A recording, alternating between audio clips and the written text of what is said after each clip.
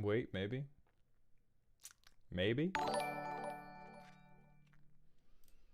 Just maybe.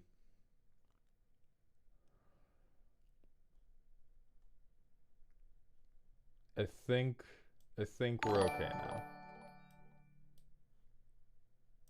So sick. Sauron, it'll probably unfreeze in like a minute. Because you stuck around the whole time, like a very good boy, and I appreciate that. But, yeah, okay. So let's break this down. So let me return to one thing that came up with Vintage, which is the, casual versus mid to low power versus high power versus CEDH. I'm going to tell y'all one thing right now that you can take to the fucking bank. As soon as you get outside the range of CEDH, none of these fucking archetypal descriptors matter. All they do is obfuscate the issue. The worst version of it is using the 1 to 10 power scale. That's the worst way you can fuck it up.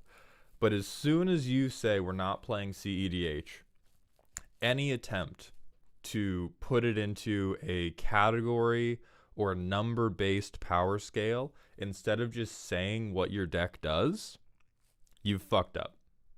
You fucked it up. With a consistent play group, it can be all right because you guys know each other and you guys have like a good frame of reference for what the other person is doing. But if you are on, but even saying high power, mid power, low power, like you're making shit up. Don't make shit up. Tell people what your deck does.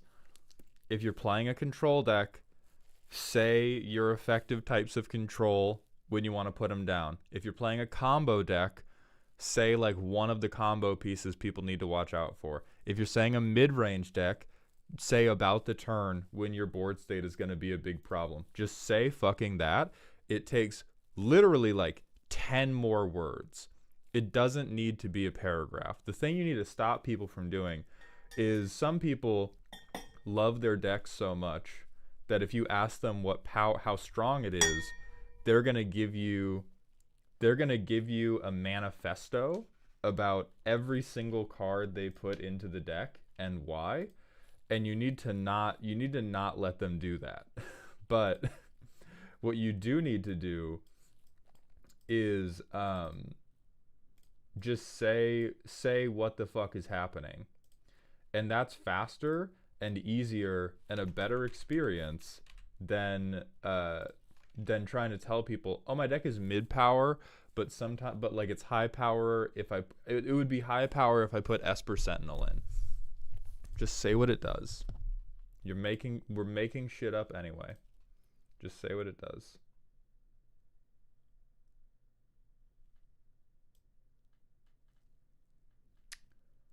How do I edit the volume level of my alert box? It's not an option that it gives me.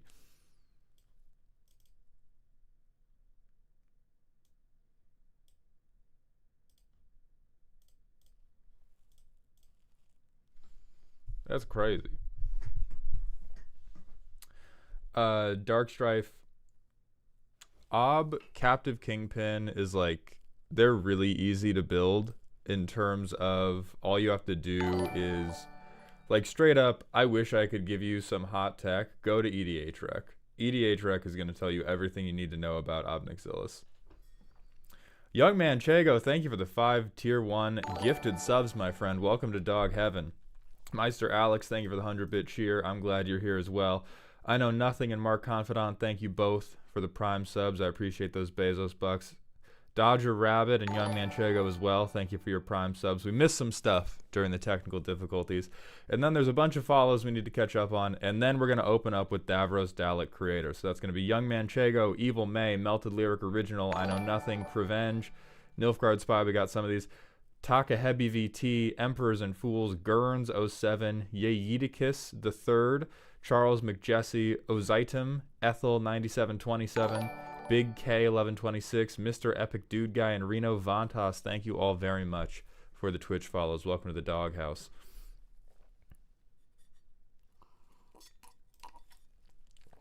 So let's talk about Davros. Davos D Creator, 4 mana.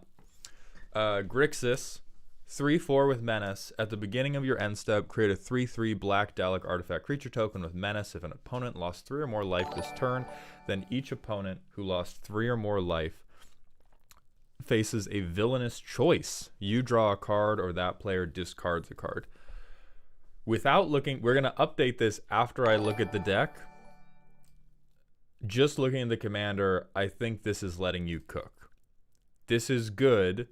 Like, the options being you draw a card or that player discards a card. Nobody is ever fucking discarding a card. Nobody, maybe at the CEDH level.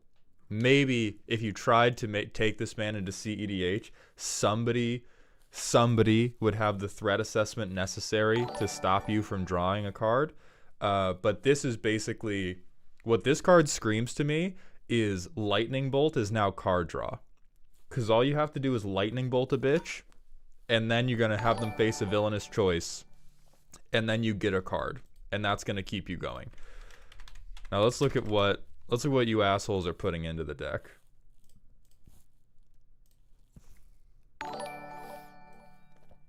Roaming Throne, sure, in every commander deck right now. Bloodletter of Alcazatz. It's intriguing. No, I guess Bloodletter makes sense because Bloodletter only turns 2 life loss into the villainous choice. At that point, it's just like, just get to 3. Okay, so Exterminate, obviously make people lose 3 life. Genesis of the Daleks, make more Daleks. Deal X damage to non-artifact creatures and players. That's a one-sided board wipe in the deck. At the beginning of combat on your turn, if you control a commander, each opponent loses 3 life. Why is this not in 100%? Why is this in 64% of Davros decks? Do 36% of Davros decks not want to win games? Like, I can't understand when you wouldn't want to play this guy. The other 36% are precons? Real. Yeah, so most of what you appear to be doing is making shitloads of Daleks, which that's reasonable. And I think that doesn't necessarily lend itself to CEDH because it's Grixis. I think this dude has CEDH potential because every Grixis commander ever has CEDH potential because Grixis are so, the 99 of Grixis is so good.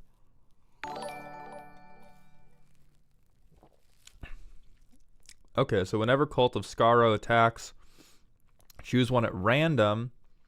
Card draw counters another Dalek. Everybody loses 4 life. Do you make multiple? Okay, so it's just if. So you don't get to shit out 1,000,000 Daleks if everybody loses life, which is pretty important. But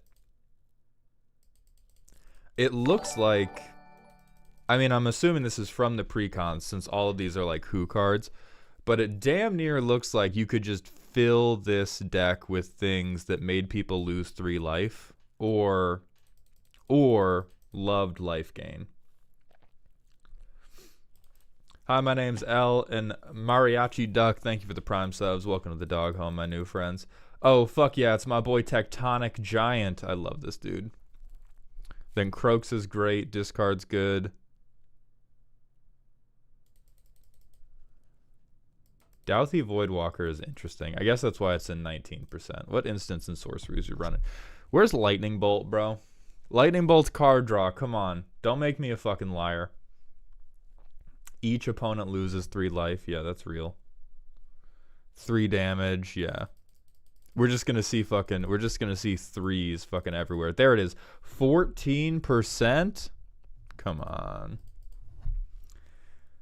Xenos, a Dragon's Approach Davros deck would be pretty goddamn funny. A Dragon's Approach deck in Davros would be pretty goddamn funny because he would make all your creatures for you, right? Just fix your mana. fix your mana, cast the Dragon's Approach every turn, and then you just get a 3/3 and you get card draw. It's the number 1 archetype? That's fucked. Oh my god. Y'all are going to hell. Yeah, y'all are going straight to hell. Use it to grab a fucking Nicol Bolas? Yeah, I mean, this is absolutely letting you cook. Because this has the potential to be super disgusting. It doesn't have to be super disgusting. No, please stop cooking means you suck. Like, this is stronger to less strong. So limited all-star means you're only good in draft. Please stop cooking means the people that play this deck think they're onto something and they're really not. Pet deck potential means you can kind of make it work if you get the exact right 99. Letting you cook means it's at least fine and can be really good. And then warrior mindset only is no matter what you do, this is going to be strong. This is going to be strong and it's going to be annoying. Korslet, I would rather play against Boros. I fucking hate Simic. I hate Simic so much.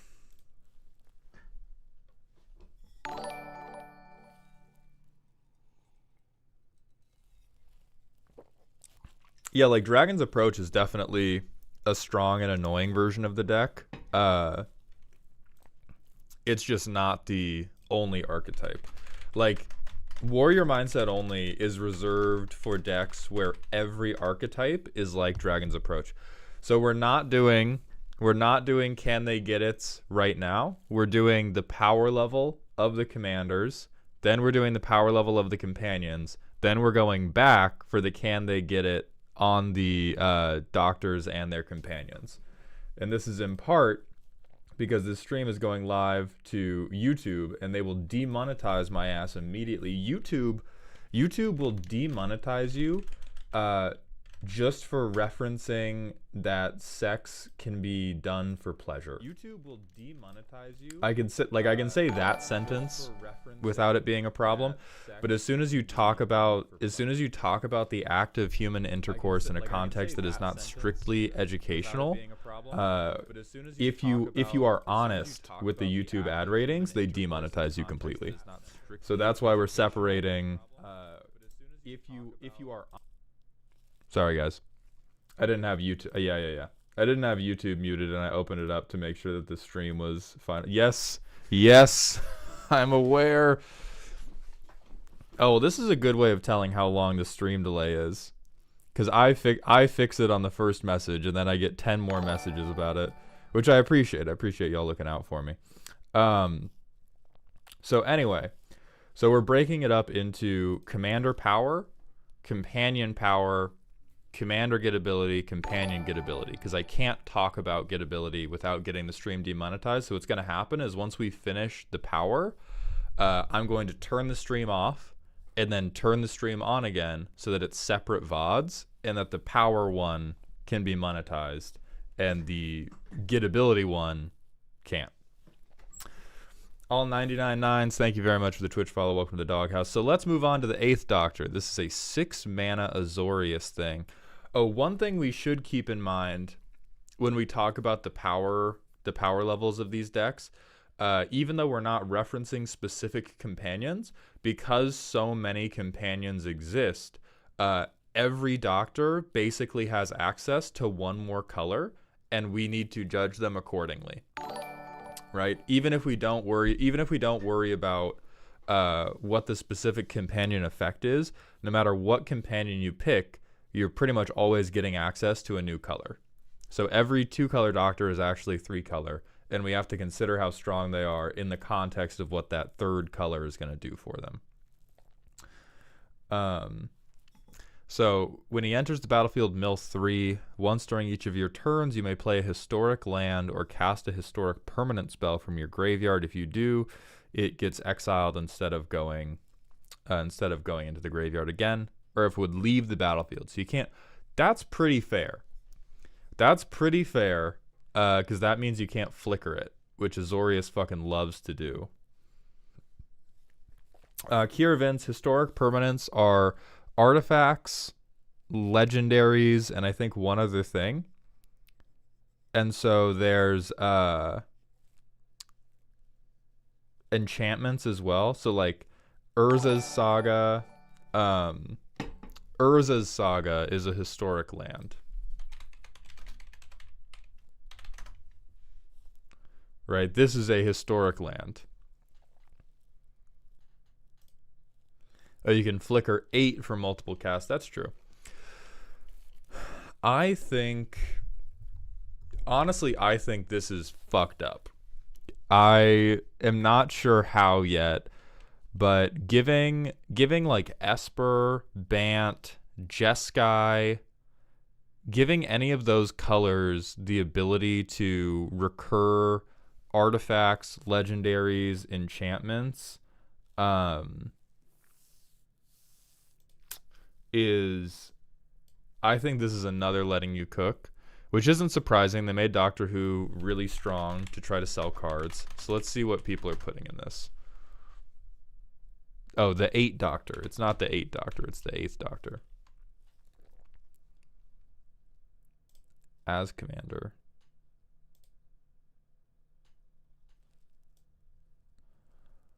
Oh, okay, so it's only in the context of who the partner. So let's see the most common one. People are most commonly using Ian Chesterton for each saga spell has replicate. Oh, Jesus. So you're copying sagas? That's fucked up. Oh my god, I hate this already. I hate this so fucking much. You guys, one thing about me, I hate enchantments. That's one thing about me, is I fucking hate enchantments with my whole ass. So Oherthak is in here. And then it's just, I guess, Saga Control. Jesus Christ. Yeah, spells you cast to the chosen type cost 1%. Like, that's how you know a card is fucked up, when people are partnering it with something that they don't get an extra color for.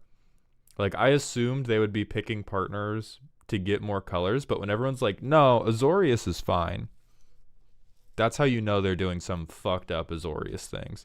Yeah, Joyra's familiar, sure. Enchantment spells cost 1 less, fucking sure. Cast them with flash, sure. Tapped token that's a copy of target token, fucking sure.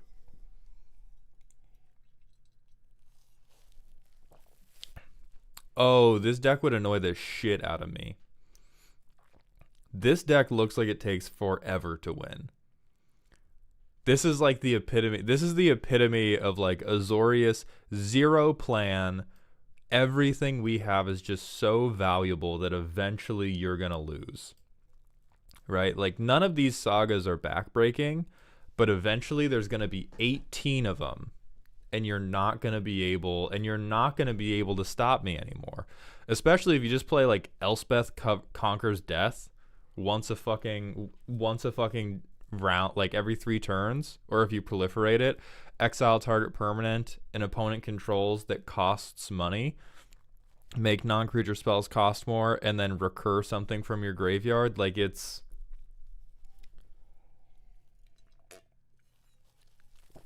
This deck looks like exactly what I said about Tom Bombadil, which is that it sounds so fun, and people are only ever letting you play it one goddamn time in your life, because you are going to take so long to resolve your upkeeps.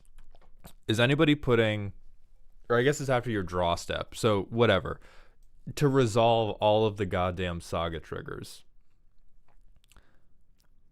And if this is just not oops all staples in the fucking creature section, there's not that many decks, to be fair.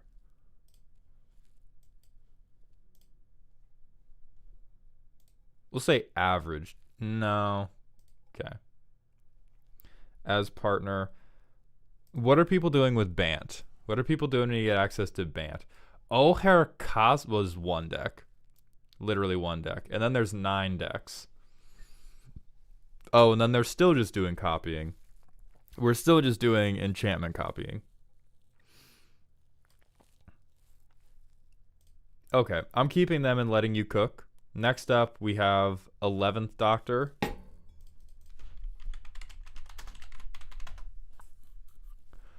I am talking. That's great. I need to watch Doctor Who so I understand these references. Whenever the 11th Doctor deals combat damage to a player, you may exile a card from your hand with a number of time counters equal to its mana value. If it doesn't have suspend, it gains suspend. Yeah, that sounds fucked. That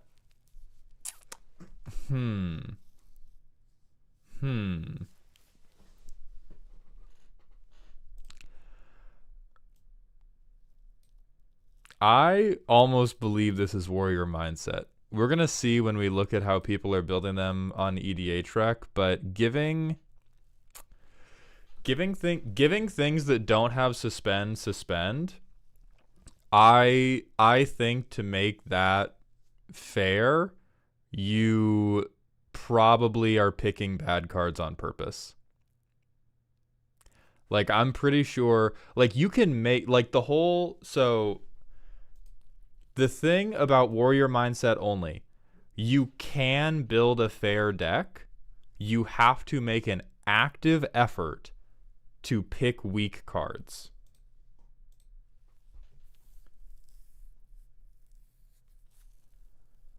Yeah, you can suspend more as soon. This is just combat damage.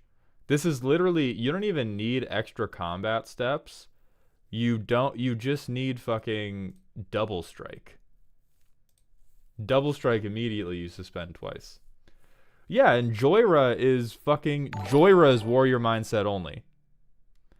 Saying, oh, this is Joyra doesn't make it not warrior mindset, because Joyra is exactly what I mean when I say warrior mindset.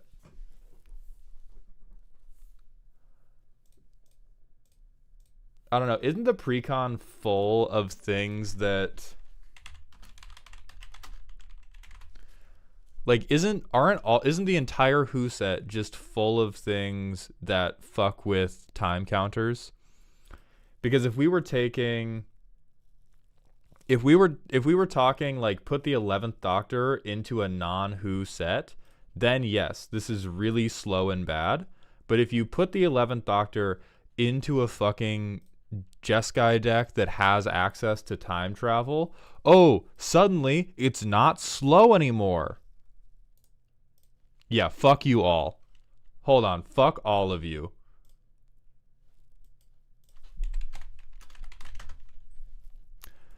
Slow and bad, you said. Whenever Amy Pond deals combat damage to a player, choose a suspended card you own and remove that many time counters from it. Slow and bad were the words that were uttered in this Twitch chat moments ago. This is one card in the deck. This is one card in the deck. She can become unblockable via the Doctor, and hey, you know what Jeskai's really good at? Buffing things. So you lay Amy Pond down, you swing Amy Pond. If they're unblockable, you spent 2 mana to make them unblockable. Then you spend 1 red mana on any of the 1 red mana pump spells. This deals like 4 or 5 damage. You free cast whatever you had just suspended with the 11th Doctor. So yeah, if we could all shut the fuck up forever about how slow this deck is. It's not like, and again, you could build a fair version, but when I'm saying warrior mindset, I'm saying if you made an honest effort at building an okay deck, it would be strong. And that's what this deck does. Any honest effort at building a good Jeskai 11th Doctor deck is going to fucking go.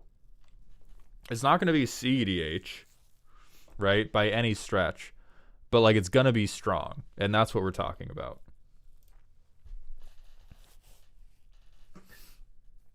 Yeah. Also, anybody on TikTok that hasn't come over yet, we're doing this on Twitch and YouTube. So if you want to see the rest of chat, interact with me more directly, head over to Twitch TV/Malthound. Yeah, so we're going to pair it with Amy. Look, 346 decks with Amy Pond. Millennium Calendar. That's interesting. I'll be honest, that's an interesting one. Big anime titty fan, a man after my own heart. Thank you for the 2 months of Twitch Prime, my friend. Welcome back to the dog home. I appreciate your Bezos bucks.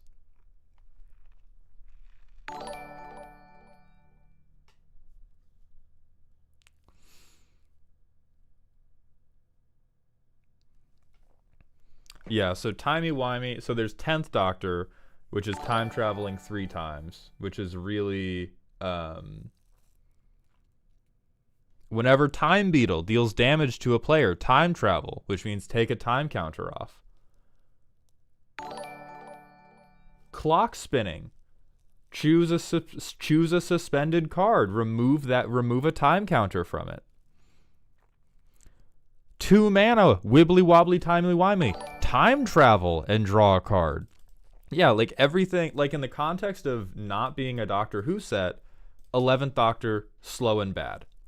As soon as you have access to all the cards that they printed specifically for the Doctor Who set, this goes fast. 4 mana time travel once a turn. Like, you are at minimum probably getting everything from suspend at like double speed.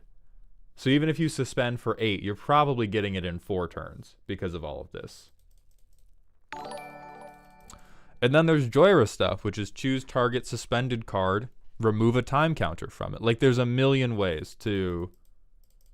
Rift Elemental, remove a time counter from a suspended card. Like, there's so many fucking things you can do to,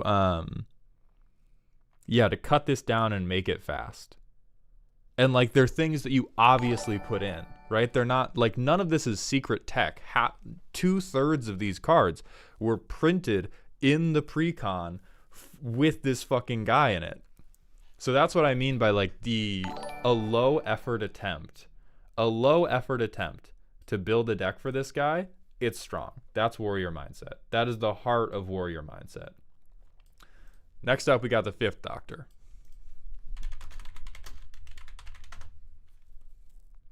Another Azorius boy.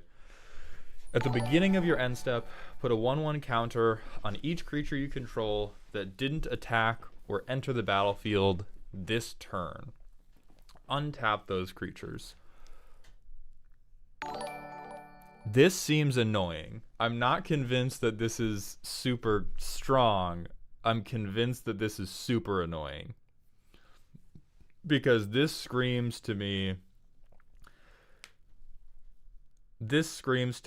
like Bant, Mana Dork, Pillow Fort bullshit.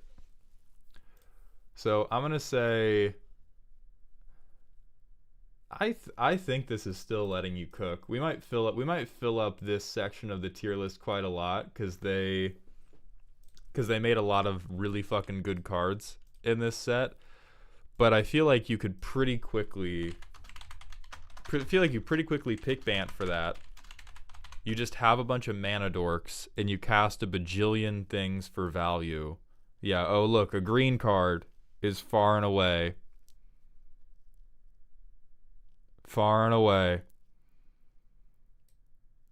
Oh, for each creature you control that has counters, double those counters, proliferate, sure.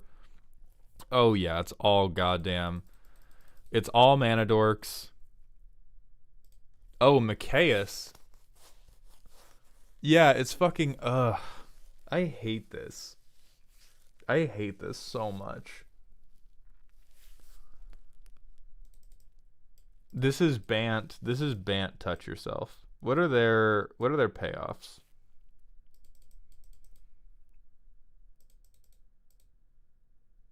It is just 1/1 counters on everything, which is basically Merfolk.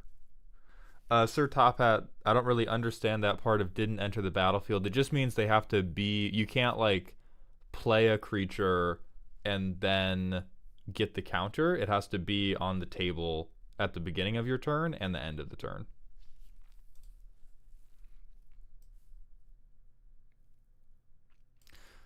Honestly, I'm going to downgrade him. I'm going to downgrade him because I think he's a worse version, or like he does the same thing as plenty of other archetypes in Bant or in Simic do, and it's not particularly impressive.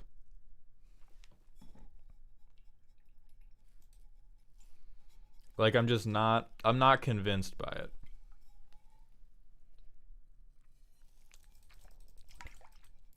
I think he's on the line. I think he's on the line between letting you cook and pet deck potential, but I also think that what this deck is doing folds really hard. It looks like it folds like laundry to any targeted removal of the commander or any board wipe when you don't have a protection spell in hand.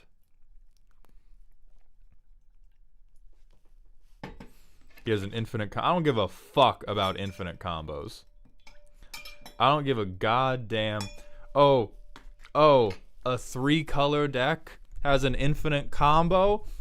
Yeah, dog, the sun's out too. What else do you want to tell me? What else do you need to tell me right now? The 3-color deck has an infinite combo.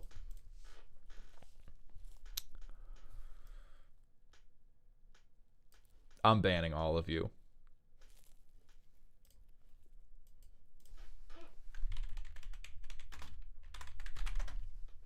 One.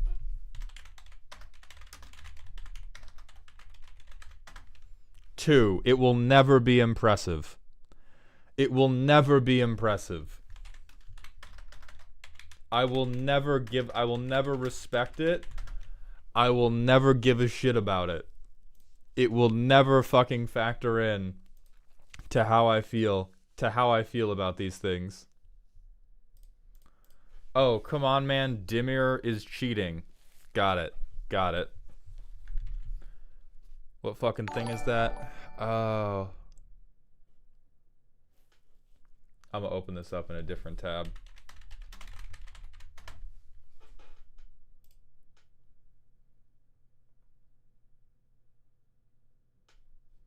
Oh, right, yeah.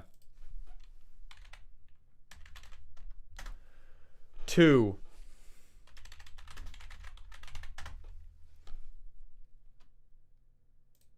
0. I don't give a fuck. I don't give a fuck about your infinite combos.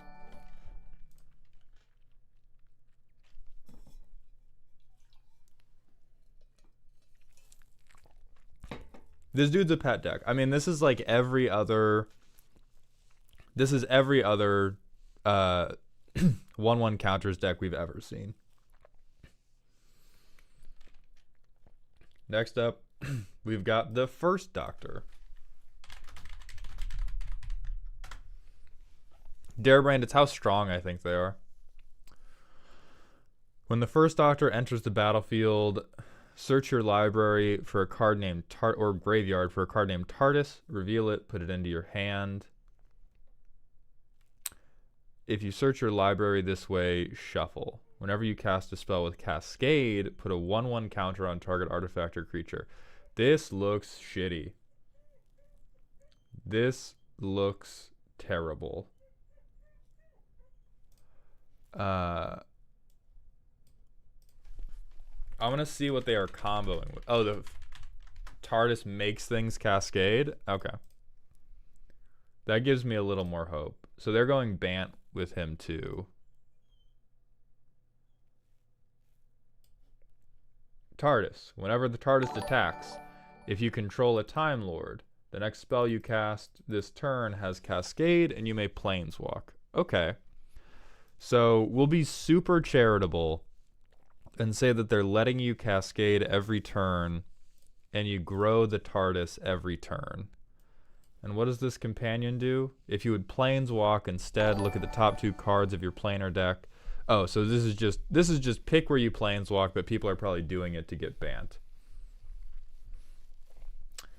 P Frizz and Sir Masamoto, thank you very much for the Prime subs. Welcome to the dog home, my friends. Then they got Apex Devastator, sure. I mean, everything having Cascade isn't bad value, but in a world where Discover exists, it kind of is, because it forces you to not bring... Like, Heroic Intervention runs a legitimate risk of being a dead card in a deck where you're giving everything Cascade. It makes it so that Bant, which is normally really good at reactive control, has to be super fucking careful about reactive control. And they have to be super fucking careful about board wipes, because they very rarely do you want to just rip a board wipe at a random time. I think this dude's a pet deck.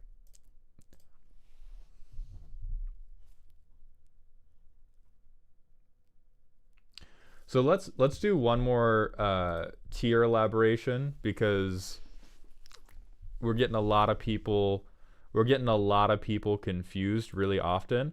Warrior mindset only. Warrior mindset only. Good every time you build it. Good every time you build it. You have to try on purpose to make it not good. Letting you cook, probably good.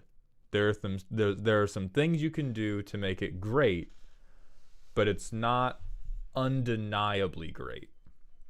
Pet deck potential means it can probably be good, but you got to work for it. Please stop cooking means it's not very good, and your attempts to make it good are copium. And then Limited All-Star, I would be surprised if anything makes it into Limited All-Star, because Limited All-Star just means it's only good in draft. Next up, we're going to look at the Fugitive Doctor.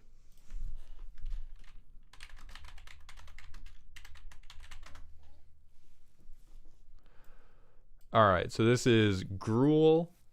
When they ETB, investigate. When they attack, sacrifice a clue to give something flashback. Gut reaction. Let me think about color combinations. You could make this Temur. The flashback being 4 mana means you could do some pretty fucked up shit. Yeah, I think the flashback being 4 mana, and you could make this... What the hell is green, white, red? Naya. Oh, Jesus. You could also make it Jund. I think this is letting you cook at least. And then we might move them up depending on what actually goes in the deck. But being able to say, oh, hey, I'm going to replace the cost of everything, every instant and sorcery in my graveyard with 4 is probably fucked up. That might be fucked up enough. That might be fucked up enough for Warrior Mindset. Darebrain, you're wrong. 11th is absolutely Warrior Mindset. We went over this. Like, you have to try. You always pick Amy Pond. You always pick Amy Pond with 11th Doctor, and then you have to fucking work hard to make that not bullshit. Like, there can still be... Like, Fugitive could be stronger than the 11th Doctor within the tier. They're absolute... Like, this is absolutely in this tier. Like, just because one thing is stronger than another thing doesn't mean it needs a separate tier.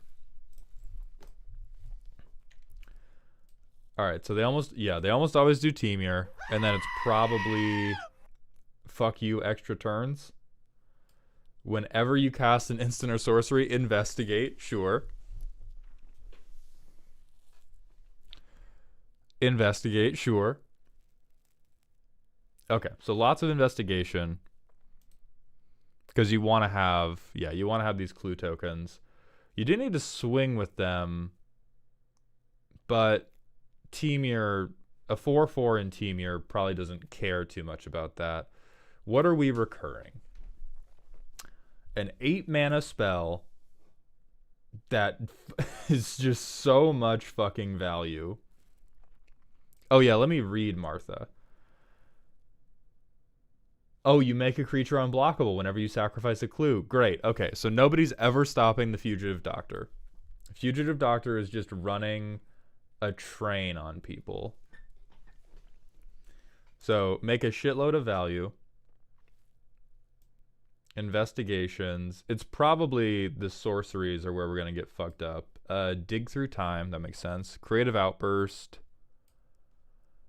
Huh? Explain me? For each opponent, make it to... Oh, up to 1. Okay, I thought that said of every creature they control. I thought that was copy everybody's board. And I was about to shit my pants.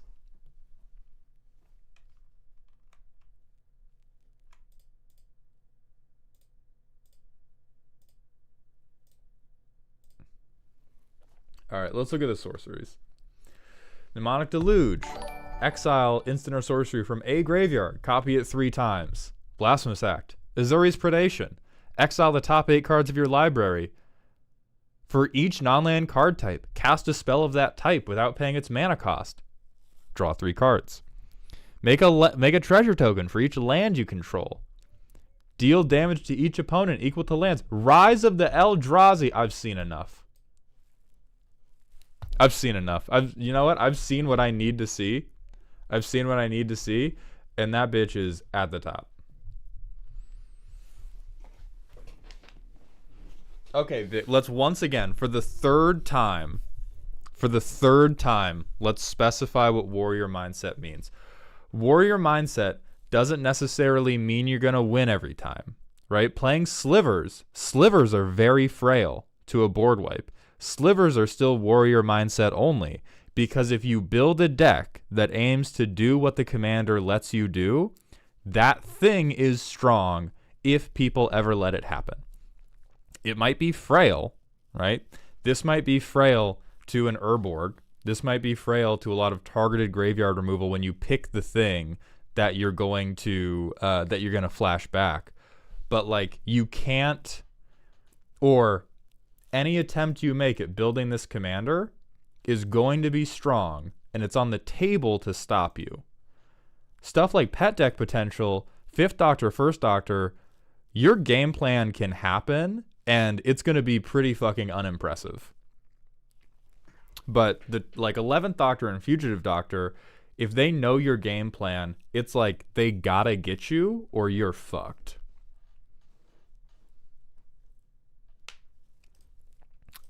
So let's see what we got next. It is the 9th Doctor, which I'm not disrespecting him. I'm just putting them in pet deck until I can see what his card does.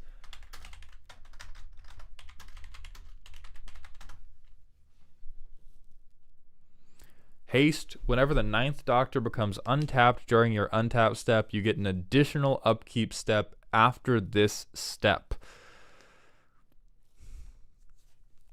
I think that could get fucked up. I'm not convinced that it's fucked up off the bat. You probably do Jeskai.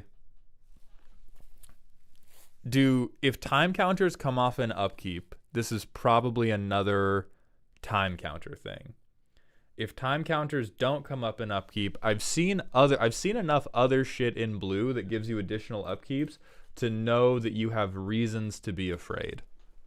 So I'm going to say that we're letting you cook. And then we're going to go in and look at what he's cooking.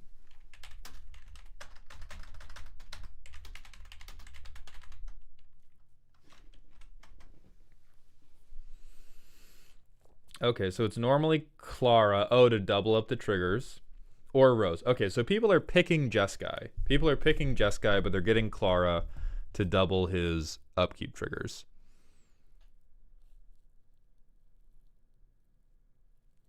Even more upkeeps. Ah, okay, yeah. So shit like As Foretold, you can pay 0, and you're putting, as soon as you have the Doctor out, you're putting 2 counters onto As Foretold every turn, and then as soon as you have Clara out, you're getting 3 counters, and then you can probably Roaming Throne to do the same thing. And then Court of Vantress with Monarch, you make a token of any enchantment or artifact. And then Court of Embereth, you fuck everybody in the face. You just ping the entire board. And then on upkeep, 2 damage to anything. Oh, fucking Monarch. The 9th Doctor, actually king status. Actually fucking king status. Create a token that's a copy of another non-land permanent you control. Yeah, that's sure. Replicating ring. Yeah, okay. There's enough upkeep stuff that this can get nasty. I think this still looks like letting you cook to me, because this looks like it could devolve very quickly into a dirtle pile in the wrong hands, which is also what like 8th Doctor is doing. It's good. Like, I think, and again, the tiers are not entirely exclusive. Like, I think a really good 9th Doctor deck could keep up with a bad 11th Doctor deck, but the average ones would be separate. And so I'm fully convinced that anybody could get value out of this deck. I'm not convinced that every single person that builds it is getting crazy shit out of this deck reliably, because it looks like they're probably touching themselves more than they're touching other people.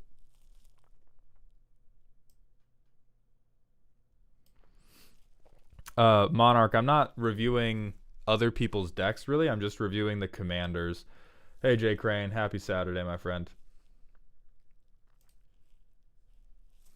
Yeah, so you can build this strong. Not the easiest thing in the world to do.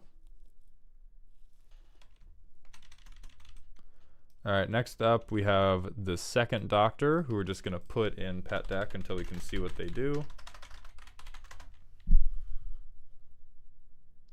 Hey, Bean. Okay, a lot of Azorius.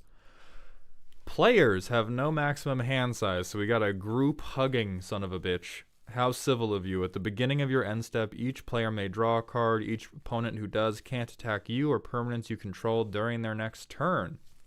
That screams letting you cook to me. That screams letting you cook, because I don't think group hug can be warrior mindset, because giving other people more resources is always bad. There are plenty of group hug decks that can win, but giving other people additional resources is always shitty. So we're going to put them in here now. And then you could go Jeskai. I know there are things in red that punish people for having lots of cards in hand. Now the thing is, this being a May makes it a lot worse. Because anybody that wants to fuck you up can just fuck you up. Permanents you control also implies to me they're doing planeswalkers, which makes me hate them just a little bit. This might be pet deck, just because that May is. If you could force them to draw and force them to not attack you, I would say letting you cook, if not even warrior mindset. Like, that might make this card a problem for the board. But this just being like, this is all upside for other people. This is very little. This is no built-in upside for you. And I understand that the upside is supposed to be in your 99, but 0 upside on your commander fucking hurts. Or I should say 0 guaranteed upside. Outspoken Degenerate, that says I made a turbo fog deck out of this. That is a pet deck. I hate to break this to you. That is a pet deck. Okay, Vizsla Turla. So we're going Esper. When they ETB, you can have an opponent gain control of it. It's goaded for as long as they control it. At the beginning of your end step, draw a card, then you lose life equal to the number of cards in your hand. Okay, that makes this work a lot better. But again, nobody is... People are just... whoever you give this to, they're just not going to draw for the second Doctor. And then you probably have to go stacks. Underworld Dreams. Okay, Fate Unraveler. Because it... I don't know. This seems almost there. This seems almost there, but not quite. Whenever you draw a card, yeah, Drain. Council of Four. Howling Mine, Orcish Bowmaster, Sheoldred. This, I might be willing to let you cook here, but I don't know if I'm letting you cook because of the commander or just because this is fucking Esper. Like, Esper is just good. And I think I'm too willing to give this guy points because he can be the commander of an Esper 99, and an Esper 99 based around force draw, that by itself is good.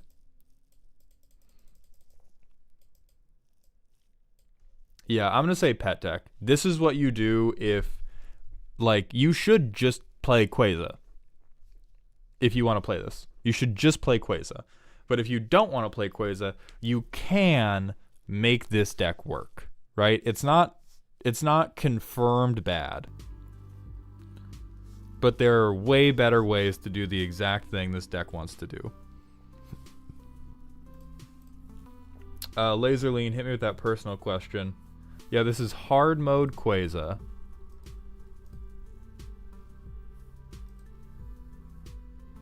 Quasar doesn't let you force unlimited hand size on everybody, but forcing unlimited hand size is really bad when your only way to punish it is Vizsla Turla. If we had red and we could like really blow people up for having a lot of cards in their hand, then this would probably be let you cook. But there's just not enough ways to like force. Oh no, you forced me to have unlimited hand size and now I can shit on you. Like it just needs, you need too many parts resolved to make it pretty good. Laserlean, I used to play Yu-Gi-Oh a lot as a personal question. Do I play Yu-Gi-Oh? I used to play it a lot as a child. Never competitively, but I used to play it a lot as a child. I have tried. I downloaded. Is there? All right. Is there porn right here? No. Okay. I can't see it, but I downloaded Master Duel. I downloaded the Master Duel app to try and make content about Yu-Gi-Oh, and it was fucking terrible. It was awful. I went through the tutorial, and I went into the beginning of Ranked. And the beginning of Ranked in Yu-Gi-Oh! It's not even like Bronze, it's called Rookie, for players that are super new. So I went into the Rookie part of the ladder, right? And I think you start, I can't remember if you start Rookie 1 or Rookie 3, but you go from 1 to 3 or from 3 to 1. So I start in the bottom one. I play like 2 games. I lose both. It gives me the experience to go into Rookie 2. As soon as I go into Rookie 2, I'm playing a deck that is a Dragon's Precon. The only combo in this deck is to special summon a bigger dragon from your hand if you already have dragons. I take this deck into Rookie 2, and I play 3 more games. Every game was against a turn 1 or turn 2 win the game combo. I was putting down like an 800 power special summon dragon thing, and I got hit with a fucking pendulum summon deck that killed me in 1 turn. I went into the next game. I laid down a like 2,000 power. I did my thing, right? My deck did the thing, and I laid down a 2,000 power dragon. They then did. I don't even remember the combo. I just remember it dealt 8,000 damage to me, and I was like, okay, this game sucks. And so I do not play Yu-Gi-Oh. I don't think it was Bish Balkan. All right, next up, 7th Doctor. Holy shit, is this also this has to be racist. I don't know how yet, but this many Azorius white men has to be racially motivated. Whenever the 7th Doctor attacks, choose a card in your hand. Defending player guesses whether that card's mana value is greater than the number of artifacts you control. If they guessed wrong, you may cast it without paying its mana cost. If you don't cast a spell this way, investigate. I thought this was a pet deck until I read that the bad option is getting to investigate. No, you don't know what the investigators are doing. Y'all don't understand what Azorius is doing with access to token generation. It might go back down because of attack. Being on an attack trigger is kind of rough. But having it be I get to cast a spell for free, or I get to make a token for free, both of those are a fucking death knell against somebody with access to blue. That's all I'm gonna say. Azorius does stay winning for exactly no reason.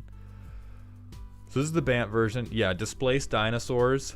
So as soon as you have displaced dinosaurs, which takes a lot of mana, but it's in Bant, so they have it. As soon as you have this, it becomes, let me cast a spell for free. Let me get a 7/7 dinosaur for free.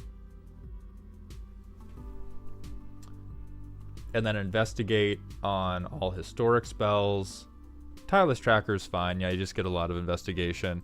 But I'm looking for, where is blue Craterhoof? Where's wet Craterhoof? Rise and Shine. Here it is. 25% of decks? Yeah, these people suck. Whoever's building the 7th Doctor sucks at Magic. This is letting you cook. You have access to this. You have access to Crackerhoof. And you have access to Craterhoof. You have access to 3 different versions of Craterhoof. 4, because you have Cyberdrive Awakener too. Yeah, you have access to 4 different ways. I'm not saying you would never cast Rise and Shine for dog.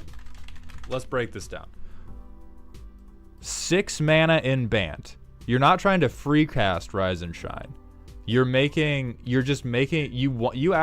want to free cast things. You want to investigate a ton of times, and then you turn all your clue tokens into 4/4s for 6 mana, and then you kill the table. Yeah, so it's like there's plenty of things you want to free cast, and even if you're not free casting, you're building it. What it is in Bant, a very meaningful board state. So this is for sure letting you cook. You can, not every 7th Doctor deck that's paired with, who's the green bitch, with Ace. Yeah, not everything that's paired with Ace is gonna go crazy. It's totally possible. It's totally possible to make this go hard. There's so many ways to investigate, and there's so many ways to make investigate payoffs go crazy. Like, yeah, you have Lonus, right? Even if your board isn't big, you can use Lonus to steal somebody else's creatures straight out of their fucking deck. Yeah, this can go. This can go. As much as I hate it, Bant 7th Doctor can go. Xenu's, am I interested in the upcoming Star Wars TCG? I didn't know that was a thing. Let's see if I'm interested in it. Star Wars Unlimited. I hate this art style. Yeah, let's look at the quick start rules. Spark of Rebellion. Computer enhance for my fucking Twitch stream, please. Okay, trading card game. You have a 50 card deck. Defeat the opponent's base. Units, events, upgrades. Action phase. Play cards from your hand and attack. Regroup phase. Draw cards. Build up your resources. Ready for the next round of battle. Everybody starts with 30, and you try to go down to 0. The starter is 2 decks, Luke Skywalker and Darth Vader. You choose one of these decks to play. There's a double-sided leader. Interesting. Put your leader into play below your base. Randomly determine the start. Okay, so it's 6 cards in your hand to start. You mulligan for a new 6, but you have to keep the new one. Okay, so it's 1 mulligan per game. That's a little suspect. Choose 2 cards from your hand and put them into play face down near your base. These are resources. Oh, so it has a better resource system than Magic already. Already beat lands. They've already fucking dunked on lands as a resource system. Okay, leader resources hand. Epic action counter. That's cool. Most of the gameplay happens during the action phase. Players go back and forth, taking 1 action at a time. The player who starts with the initiative takes the first action. Then you go back and forth until you've passed. So play a card, attack, use an action ability, take the initiative, pass. That's crazy. This is kind of hot. Okay, there's a cost in the upper left corner of a card. Reveal it from your hand and exhaust that many resources. Units, events, upgrades. Okay, and then they have a tap ability, but they can't call it tap because they don't want to get sued. Units enter play exhausted and remain in play until defeated. Okay, so this is kind of like Lorcana, where you can like punch. Yeah, you can punch your creature cards. Search the top 5 cards of your deck for 2 Imperial cards, reveal them, and draw them. Combat is divided into ground and space. Everything's either a ground and space unit. Oh, so it's like flying, but flyers can't attack grounded units. So it's ground versus ground, or space versus space. Events have an ability in their text box. When you play an event, you use the ability, then it goes away. Defeat a non-leader unit. So these are like instants and sorceries, but probably more powerful. And then upgrades look like Voltron artifacts. Or like auras, basically. And then they give bonus power and HP. Attack with the unit. They have Sentinel. Oh, if an enemy unit in the same arena as the attacker has Sentinel, it must defend. Okay, so Sentinel is like you have to attack this and not the base.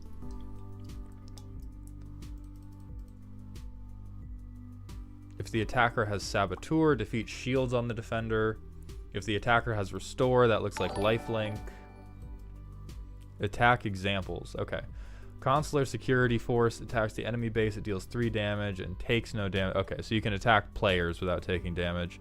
They deal 3 damage to each other. Oh, but does damage stick between rounds? I fuck with that. Kind of. Damage sticking between rounds is very, very dangerous.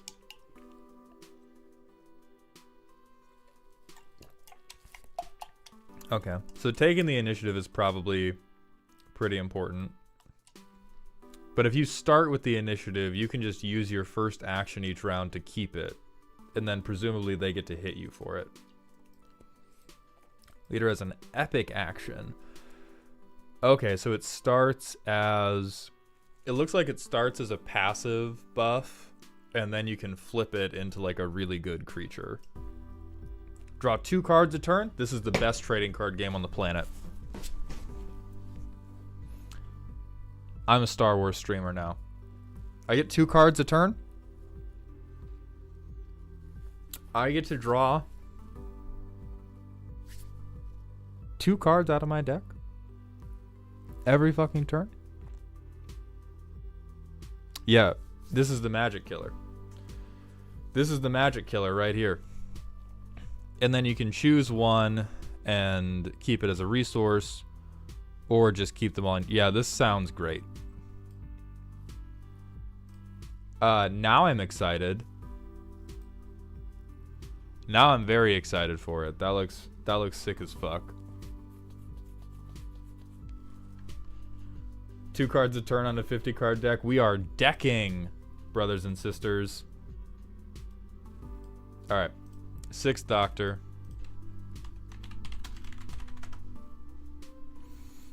Whenever you cast a historic spell, copy it, but the copy isn't legendary.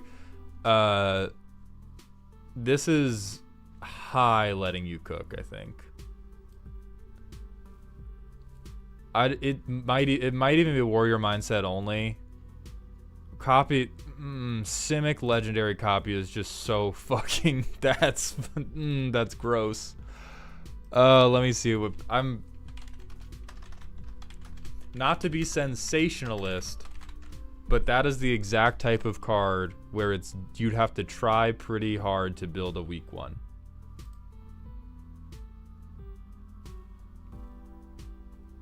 And it's tokens, so you're making double tokens, yeah. ETB doublers.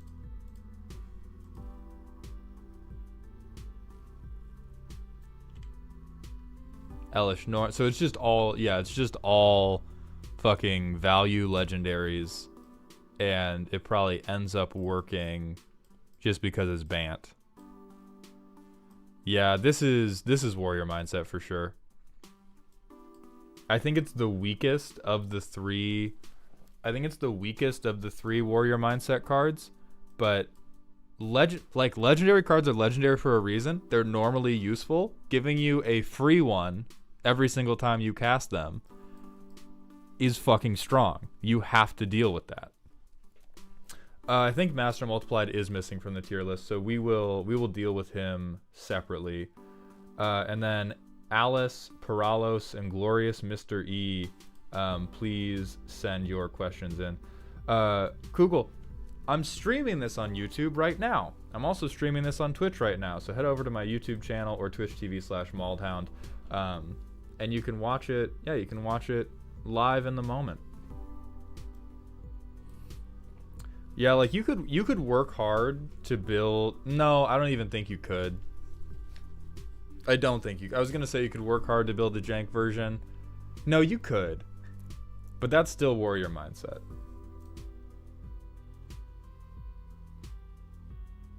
Oh, Xenus, thank you. The Secret Lair exclusive Doctor, Sheepdag. If you tell me their names, I'll pull them up. I don't have their. I just pulled from Scryfall Doctor Who, and I caught Missy, but I missed a lot of stuff because I haven't played this set yet, so I'm missing a lot of things. The 14th Doctor. Okay. 14th and 15th. Jenny, Generated Anomaly. She might be. We'll have to look at the companion list when I pull it open. Okay, the 3rd Doctor. Let's see what he's got.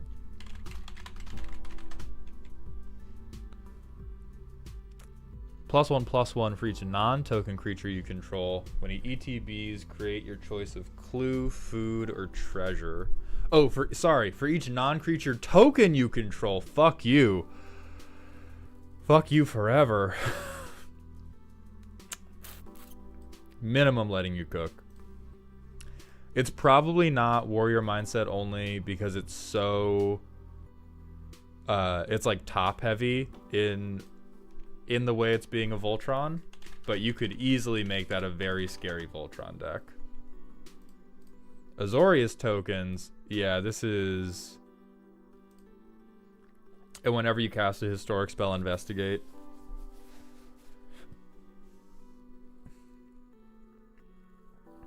Yeah, you're going investigation again. Well, investigation and foods and academy manufacturer.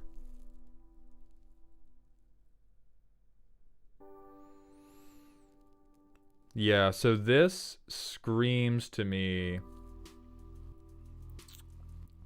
This is probably fucking crazy if you can keep the Third Doctor alive, or if you can keep displaced dinosaurs alive. And it doesn't look like, oh, Cyberdrive Awakener, yeah.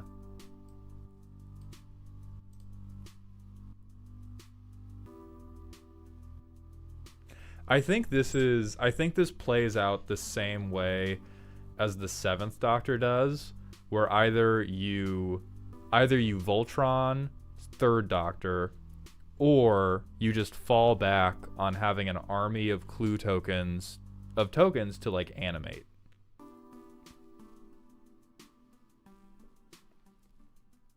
Yeah.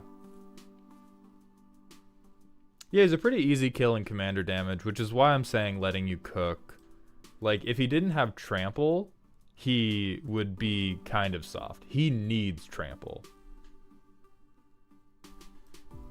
He needs trample super fucking bad.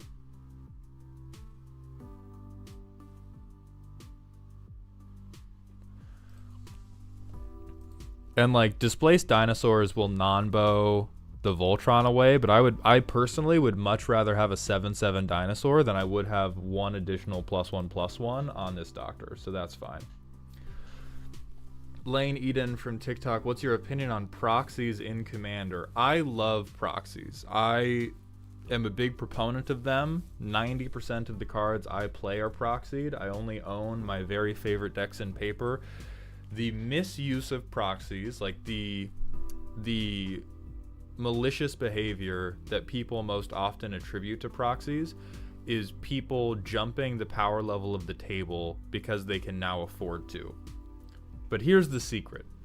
Those people were already going to do it. They just didn't have the money. If the only thing stopping your friend from attempting to gain an unfair advantage over you was that they didn't have the money to do it, they were already shitty to play games with. So when you start using proxies, you do have to be very transparent in your conversation about how strong the decks you want to play are, if there are certain archetypes you guys really don't want to see. A really easy way to get around this is to do theme weeks. When we still did community commander games in my Discord, that was a really easy way to control power levels, was we picked funny themes, and we did those funny themes every week. And then we were playing online. None of us ever owned the cards, and it was still a very good time. But if you just say we're sitting down for Commander, nobody has a budget limit anymore, if any of your friends are assholes, they're going to start being assholes. And most of us are friends with at least one asshole, but we put up with it. I'm doing my best to no longer put up with it, and I would vote that all of you should too. But sometimes we have friends that are otherwise very, very good people. They help us, they add to our lives, and then in card games, they're assholes. That happens. Not everybody has things they're good at and things they're bad at, and sometimes the things people are bad at is not being an asshole in card games. And those people shouldn't have proxies. But most of us should.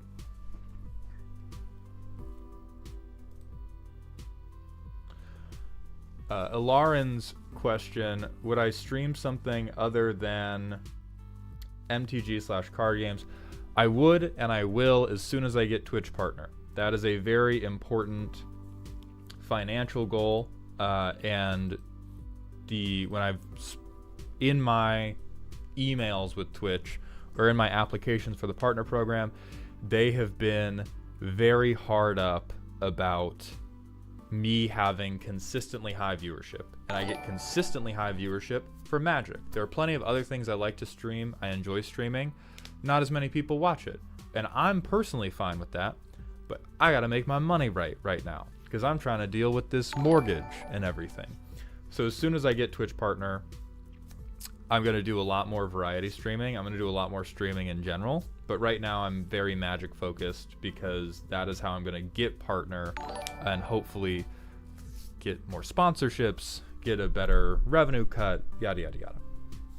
Colossus 1921, speak of the devil, thank you for the Prime sub. I appreciate those Bezos bucks. Felix, how is the partner program going? They haven't moved the goalposts. It's just so in the Twitch partner program, they say you need a minimum of 75 average viewers to get there. But they do clearly state just hitting this number isn't enough. We're going to look at other things than just how big the number is. They're kind of like the opposite of a Gruul player. And when I applied previously, I had just crossed 75 average viewers for the month, but my streams have blown up since they allowed multi-streaming. As soon as I started streaming to Twitch and YouTube at the same time, my viewership on both platforms went through the roof. And so they looked at my streams and they said, okay, you've hit it. You were at 40 average viewers a month ago. So we want you to wait and apply again when you have a longer history of this viewership. So I'm applying again this month. And I have more hopes because now for my average viewership for the last 60 days has been 135 viewers, which thank you guys so much. And that's just on Twitch. That's not even including anybody from YouTube, which also thank you guys so much. I still think I'll get turned down at least one or two more times, but I think at the point where, like, I'm estimating that I'll probably get it when I can say, like, the last 4 months of my streaming, I've been averaging 125 or more viewers. Like, I think at that point, it'll be enough and consistent enough that they'll have to give it to me. I'm also streaming like 40 hours a month. And so again, when I get to like over 100 hours total, or over 100 plus hours total of having big viewership banked, then I'm pretty hopeful about it. Alanon0206 and Stingrays, thank you both very much for the Prime subs. I appreciate those Bezos bucks, my friends. What do I do as a day job? Oh man, I am a paid, in some ways a paid narc, but not for the cops. The cops don't work with us because this is part of why I have very strong opinions about the police. So what I do is you can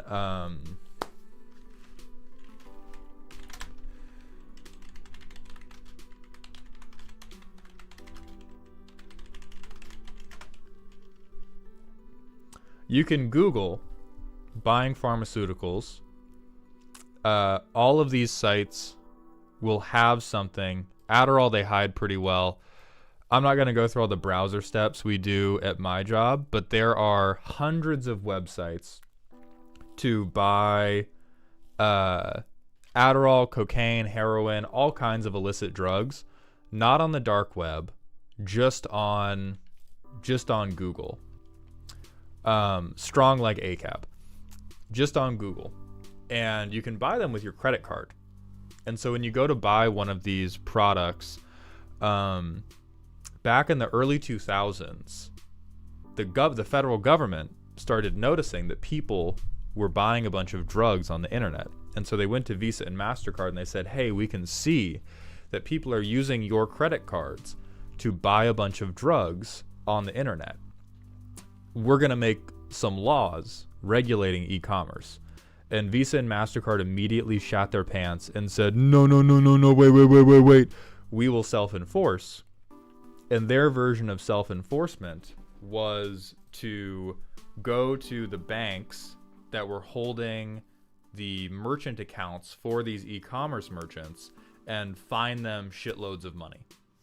So they said, like, hey, Bank of America, we saw one of your business accounts is actually selling heroin. Give us $500,000.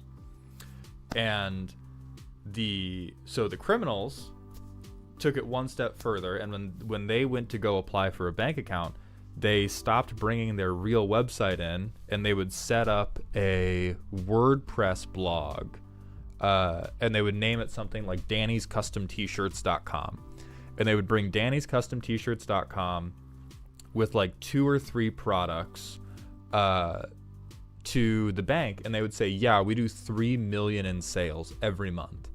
And because the bank gets a cut of every transaction that they report, all the bank sees is like tens of thousands of dollars in fees for them, and they go, great, you have a bank account. Now so where we come in is, what's happening is, on the illegal goods website, you can still put your credit card information in, but it gets transferred to the t-shirt website's bank account, and that is called transaction laundering.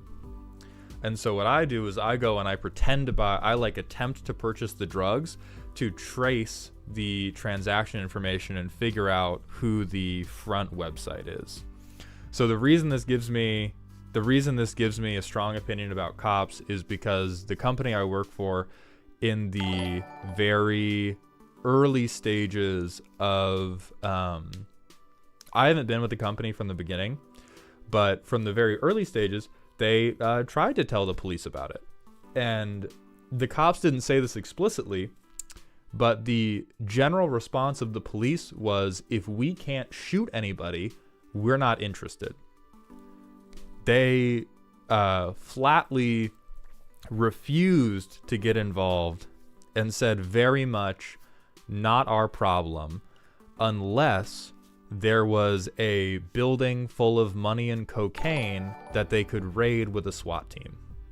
And then so they've gotten involved single digit times, and it's only when they can shoot somebody or get a bunch of money off of it.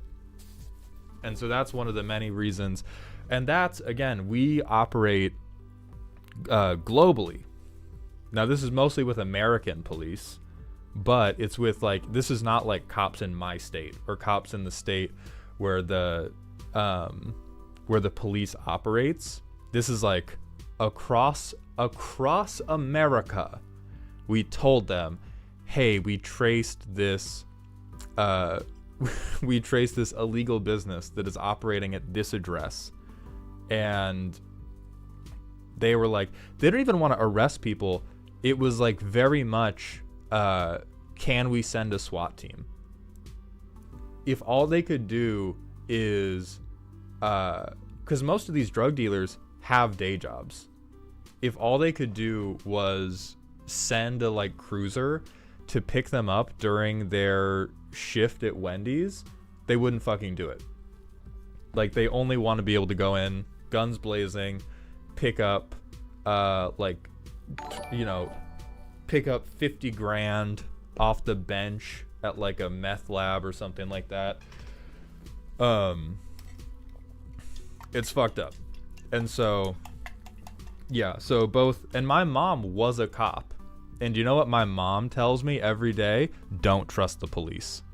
And so between my mom being a cop and telling me fuck cops and my day job, giving me all this historical info of cops having very few interests outside of shooting people, I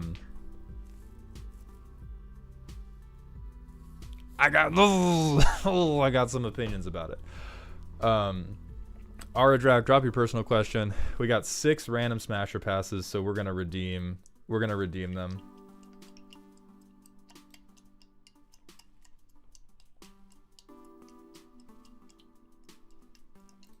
Oh, we're super derailed, but that's the stream, baby.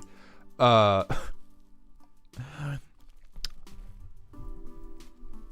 can't say anything explicit. YouTube will demonetize me. I'm gonna... Yes. Yes.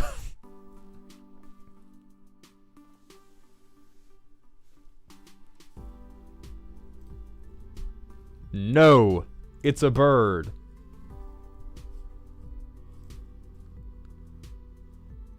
Oh, I don't even want to think about what the...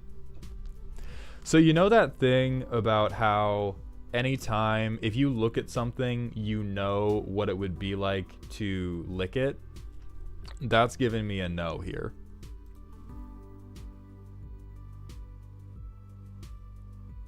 Absolutely not. Oh no, exhibition rule. Exhibition rule, yes. Now, absolutely not. No way, not enough money, no motivation in the world. Never ever. Also, personal question from Alice Paralos. Have I ever played Flesh and Blood, mostly because you get to draw 4 cards a turn? Now I'm going to. Prof has tried to turn me on to that shit, and I've been like, no way.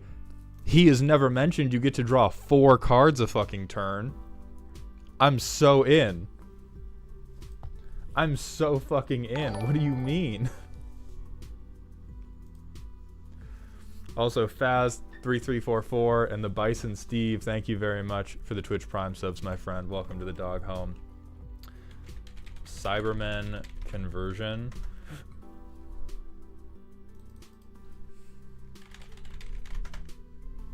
Cyber conversion. Oh, that's funny. I think this is, I think of the ways you can trap commanders, this is okay. Because all you need to do to stop this is have 1 creature removal. And if you can't, or you just hold it up as a blocker.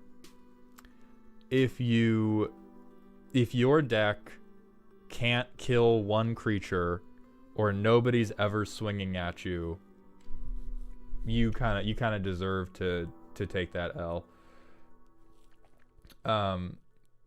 Mods, if we could pin Oradrax's question, and then I think we're also looking for the question from the Guilty Hat. Yeah, this is not nearly as bad as Imprisoned in the Moon. It's not nearly as bad as Oblette, which I don't know how to pronounce still. What is the weirdest compliment I have ever received for my job? I'm not sure because you don't receive many compliments. Oh, let me tell y'all what the most fun part of my job is.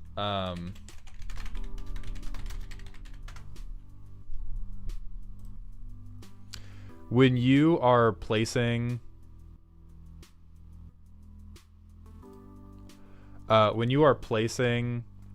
these things, you have to use fake identities, and I have mixed in all of these names as names when we purchase things. Because if you are talking to a plug on the phone, which I've had to do many times, I'm not the only person that does it, but I get to make the lists for aliases, so other coworkers have done this too. When you're talking to a plug on the phone, they will ask you for your name, and I'll say like Chocolate Columbo, and they'll be like, that's obviously a fake name. And you can flip it on them and go, yeah, dude, I'm buying heroin. Why would I tell you my real name? Right? You just get to gaslight them in real time. Because why the fuck would you be giving out your real personal information to some dude you don't know who's supposed to ship you like a kilo of illicit goods? Right? So you just get so like gaslight, gatekeep, girl boss, that's in my fucking blood. That's in my fucking blood. Probably my favorite fake one is I think it's ghee butter snaps. I don't remember where that is in here. I don't remember where that one's from, but I love ghee butter snaps. Dynasty. Oh yeah, G butter snaps. I have not said AKA the heater, but G butter snaps is one of my favorites. Yeah.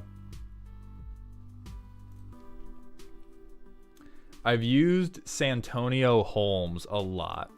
Santonio Holmes is probably one of my favorites because it's like a real name. There could totally be a person named Santonio Holmes, and I use it to try to catch drug dealers who have watched Psych. There are some like MC Clap Yo Hands where like obviously this is a fucking pen name, but like Santonio Holmes, I know that if anybody's ever weird about the name Santonio Holmes, it's because they watched an episode. Oh, he was a wide receiver for the Steelers and he was a football player? Oh my god. My whole life is a lie.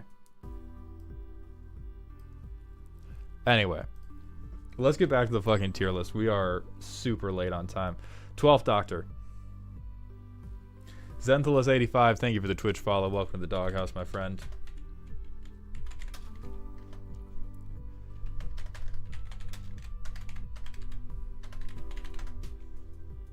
Oh no, I don't know how to spell 12th. 12th.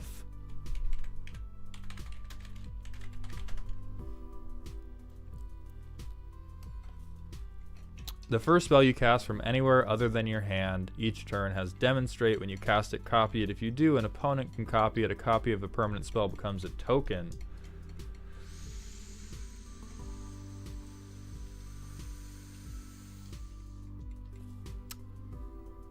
Well, first, I love the fucking art.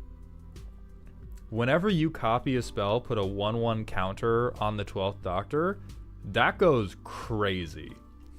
Like, demonstrate is already pretty good. I can already see there's probably a lot of spells in like Temur or Jeskai or Grixis that copying it is not necessarily bad. But getting a 1/1 counter anytime you copy a spell in fucking Is It? That's a strong start. Guilty Hat's personal question. What if I told you Yu-Gi-Oh! Has another format called Rush Duel where you draw up to 5 cards every turn? It's a simpler game. That sounds pretty fun. I like the sound of that. TikTok, we're also going to drop the live stream and go live again because talking about my day job restricted my live.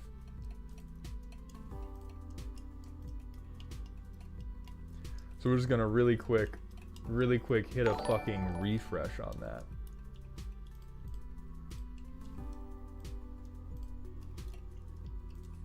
This is what I'm talking about, guys. No, I'm trying to like spin my tea so that I can drink more of it.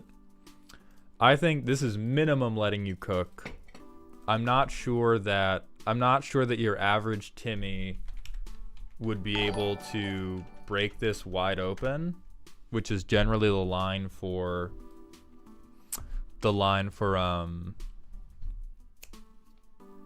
warrior mindset.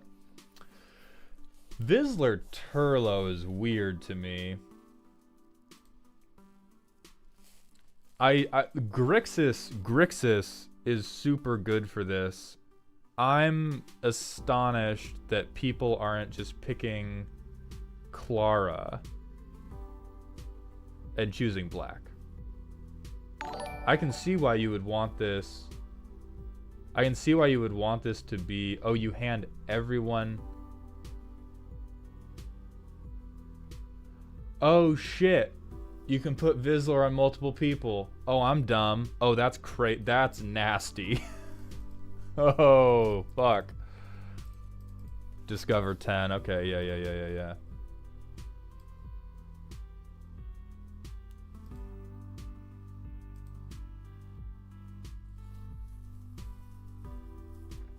Yeah, that's fucked. Okay, Chaos Warp, Jessica's Will. So far this is stuff that would be good for everybody to double.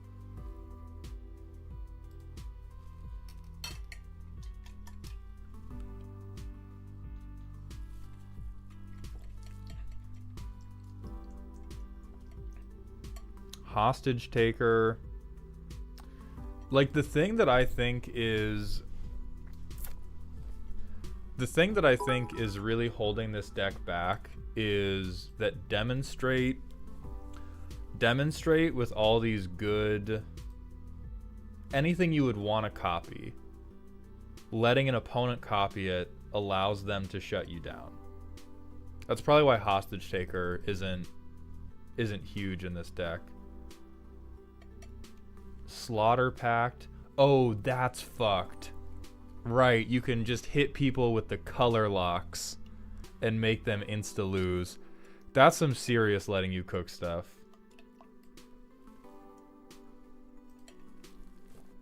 Demonstrate isn't all opponents Felix Royale. Demonstrate is choose an opponent. And so you just, there would just be one, there would be 3 Vizlors that enter, and one of them could be on you.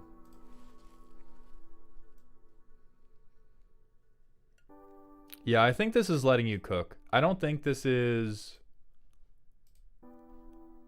warrior mindset only, because you have to layer a lot of your better spells with counter spells to make it work well.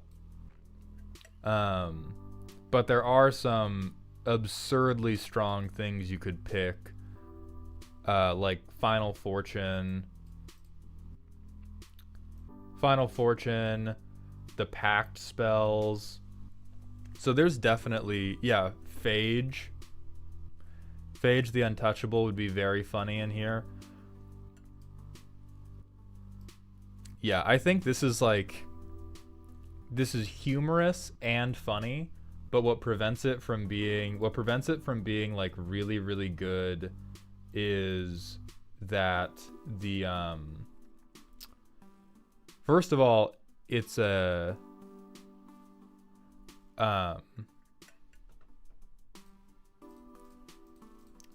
you just have to do too much work to make it go super hard.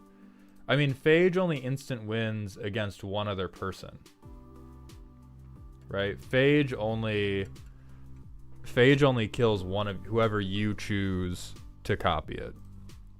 Now with the packs, like, you can definitely get some strong shit going. Yeah, so that's strong and good. All right, War Doctor, we don't even need to. This dude is the top of warrior mindset only. War Doctor is cranked to the fucking tits. This dude is tits to the pits, strongest Doctor Who commander, no questions asked. Like, this dude has killed people with his bare hands and with his text box. Far and away the strongest one we've got.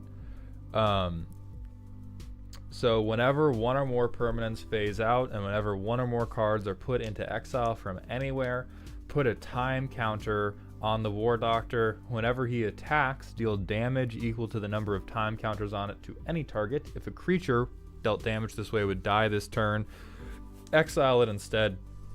I'm going to tell you right now, this is never going to a creature. This is immediately going to be lethal. I mean, maybe the very first instant of it would be dealt to a creature, but like by turn 2, this is going to be lethal damage, and this is going to be going at somebody's head. Now, we actually, when we did the deck roasting streams, we saw somebody with their War Doctor, Ryan Sinclair. Yeah, that's pretty strong. Ryan Sinclair's strong. Clara Oswald's strong. So let's talk about a really interesting rules interaction with Cascade and everything. Aridic, it wouldn't be commander damage. Commander damage is combat damage only, which is damage the commander deals in the punch, right? It's not damage during the combat phase. It's not damage anytime the commander deals it. It's from the commander hitting you in combat. So with stuff like Cascade and Ryan Sinclair, which is exile cards from the top of your library until you exile a non-land card, for the it checks every single card, which, yes, Gavin Verhey showed this off on Shuffle Up and Play. So if you Cascade and it takes you 70 cards to get to the thing you've cascaded for, That is 70 time counters on the War Doctor. And then you shoot for 70. So like the turn you play him, if you have a haste enabler and you played Ryan Sinclair the turn before, your deck could be all lands, and then you would have, so it's one or more. So MD Suitor, this is why I'm explaining it for people that didn't see Gavin Verhey explain it. It's one or more, but when you're doing Cascade, because you don't like, there isn't supernatural knowledge of how long it's gonna take. So the way Cascade works is you say, we're exiling one card, stop and check. That puts a time counter on. Then it restarts. You exile one card, stop and check, and you get another counter. Exile one card, stop and check. Because exiling is doing it one at a time instead of like 5 at a time. If it was saying exile the top 5 of your library, you can play such and such from it. That's one or more all in one instance. But Cascade, Discover, all of these things are checked one card at a time. And again, with all the shit, like, you can't build this soft. You can't build this soft unless you explicitly refuse to bring Cascade, refuse to bring Discover, refuse to bring Exile until you hit blank. It's fucked up. Koos Magic and Polish Robin Hood 602, thank you very much for the Prime subs. Welcome to the doghouse, my friend. Also, Sonia Road, thank you for the 69 bits. Nice. Boros didn't need this. Boros needed something. Boros did not need this.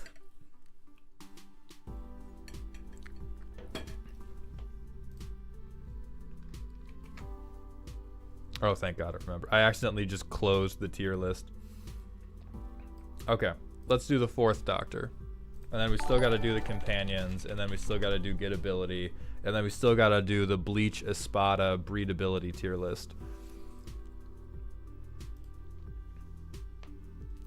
Dave, if you're still around, I'm still on Rhythm of War in the Cosmere. I'm still not very far at all. You can look at the top card of your library at any time. Once each turn, you can play a historic land or cast a historic spell from the top of your library. Create a food token. I think this might be pet deck. I think you can make this good. I just think there are so many things that do this better.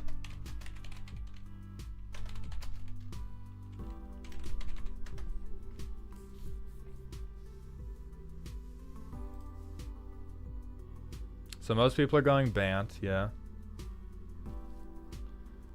Make a food token. Whenever you sacrifice a food, do a thing. Other artifact creatures you control get buffed. It's the beginning of each player's end step. If you made an artifact, look at the top 2. Yeah, so there's a value engine here. There's definitely a value engine here. Displaced dinosaurs. Yeah, that's pretty good. Nissa's good. Gamgee's good. You do want a lot of other doctors in here. I'm gonna stand on pet deck potential, because this can go off in the same way a lot of other decks can go off, but you are working way harder than you need to. You're working a lot harder than you have to for this. I am surprised to not see Ohertak in here, especially when we have Thousand Moon Smithy. Ohertak would go. Maybe it's too expensive. I don't think it is, though. Oh, Ohertak only copies creature tokens. Thank you very much for pointing that out. So that's why I know Ohertak. Thankfully, somebody in chat can read, even though I can't.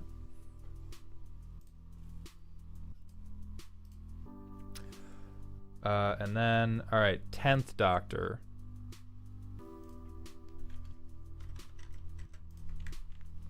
Parallel lives, though? I mean, yeah, but parallel lives can make anything good. Parallel lives, you can make just about anything good. Alright, number 10. Whenever you attack, exile cards from the top of your library until you exile a non-land. Put 3 time counters on it. If it doesn't have suspend, it gains suspend. 7 mana, time travel 7 times. That's pretty good. So that is... And you don't even need to attack with them. So that's cast anything. That seems like warrior mindset. Like, that seems like better 11th Doctor. That seems like what the 11th Doctor wants to do, but even stronger. Oh, 7 mana time travel 3 times. I just got my words mixed up with the cost. I swear to God, if we talk about infinites one more time, I'm pulling the Kinnan Basalt Monolith back up. I care not. I care not for these infinites.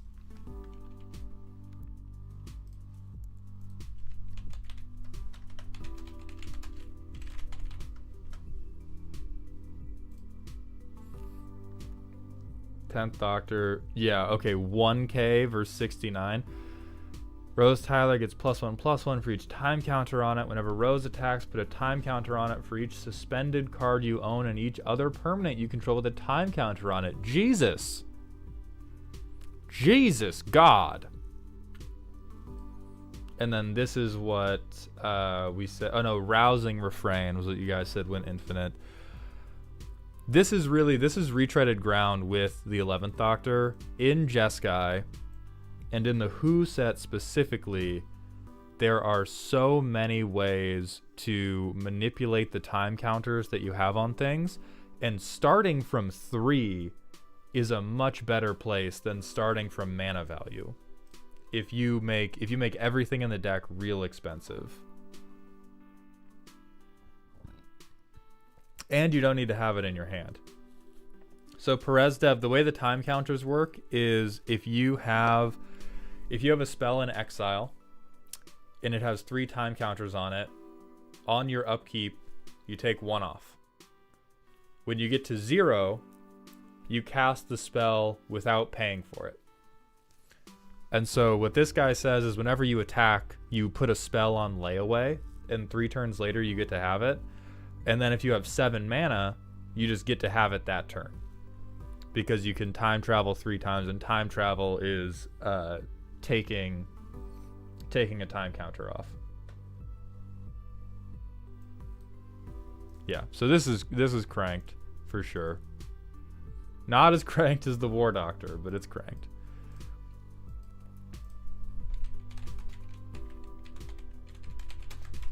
Let's look at the 13th. Whenever you cast a spell from anywhere other than your hand, put a 1/1 counter on target creature. At the beginning of your end step, untap each creature you control with a counter on it. Fuck you. Fuck you for that second line. We were fine. We were fine until that second line. This first one is like mid, but you could get it going.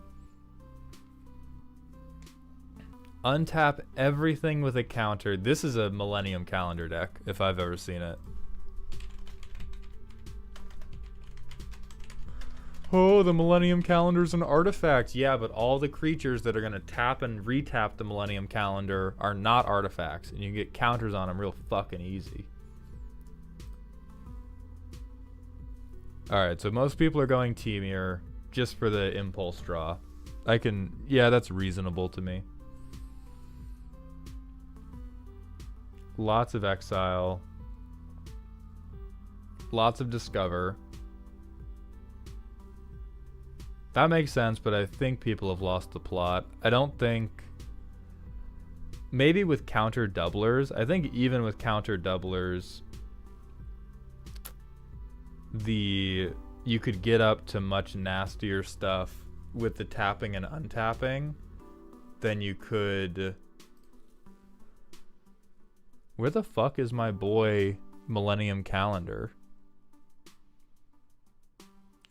This is the first time I'm going to say EDH Rec is wrong. These people are wrong.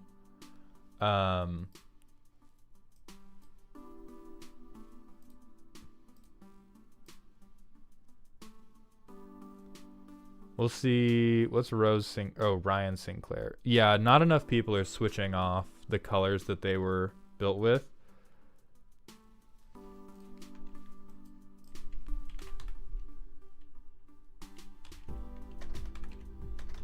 How do you spell millennium?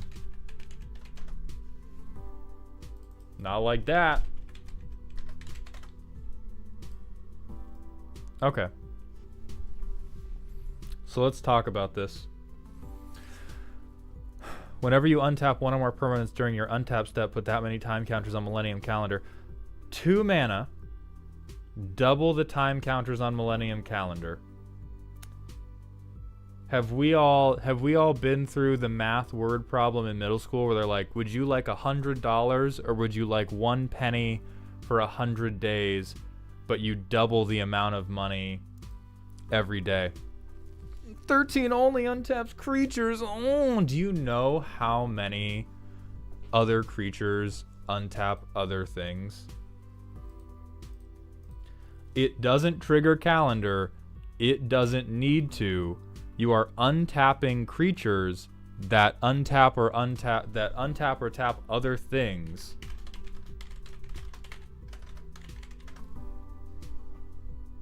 Your deck is all this. Your deck is all this, and you put counters on them so that they untap, so that you can fart mana into the Millennium Calendar and double it multiple times a turn. Yeah, Vizier of Tumbling Sands, Hidden Strings. Yeah. It's not the only way to build the deck. It's far from the only way. It's probably not even the most powerful way to build the deck. This is just a thing you can do that is strong.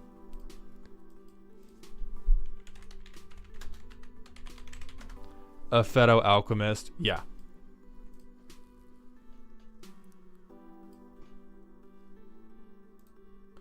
Now we're going to look at Missy. Oh yeah, Unwinding Clock. Like, again, it's not there are many other strategies you can do with the deck that are also effective, but that is a, like, easy to do, very strong ability. Whenever another non-artifact creature dies, return it to the battlefield under your control, face down and tapped.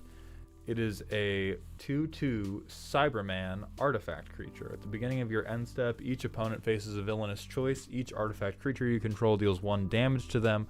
You draw a card, and chaos ensues. I don't know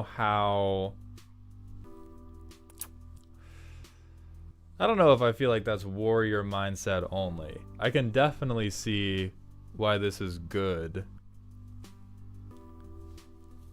I need to look at what people are doing with this.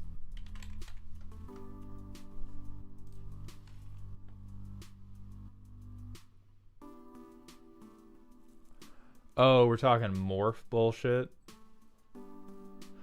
Oh, right. No, we talked through this where you,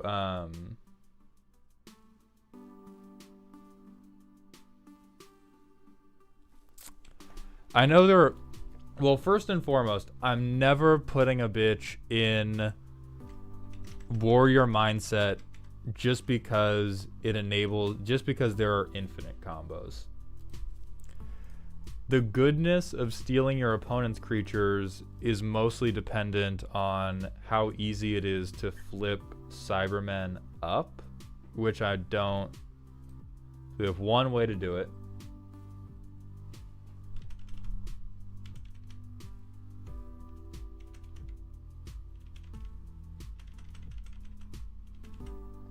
We're still at one way to do it.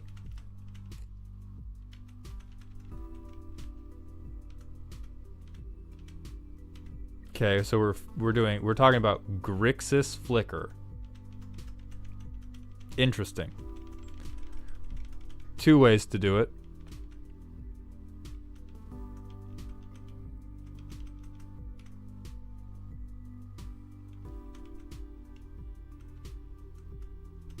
Yeah, again, Grixis Blink, sure. Keep telling me about it. keep using that as justification for why this is in the same fucking zip code as free casting half your library.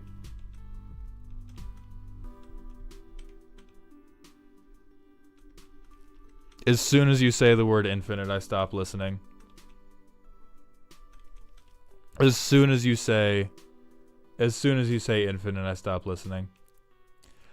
I think this is letting you cook. This is not warrior mindset. Like, anybody who thinks this is warrior mindset only, you have seen a very good version of this deck, and letting you cook explicitly means you can make a very good version of this deck. You could very easily build a just totally normal version of this deck as well. And I think we said there were 14th and 15th that were...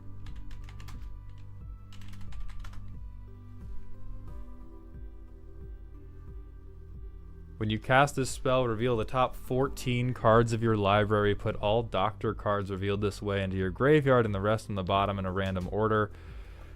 You may have the 14th Doctor.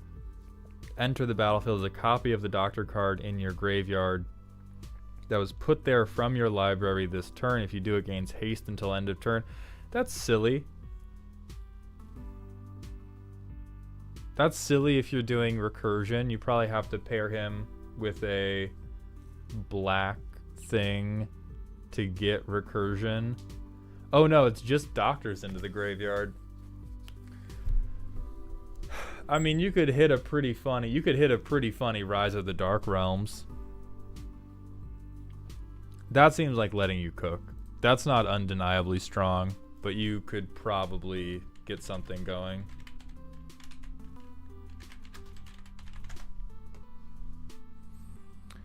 Whenever the 15th Doctor attacks or enters the battlefield, mill 3, you can put an artifact card with mana value 2 or 3 from among them into your hand. The first non-artifact spell you cast each turn has Improvise. I think that gets fucked up fast. That is... You do not...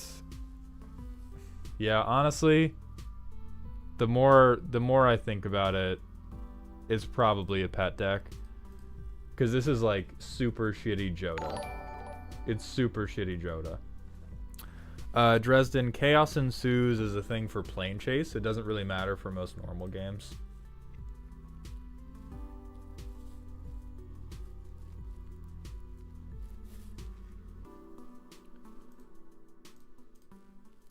Let me see what people are...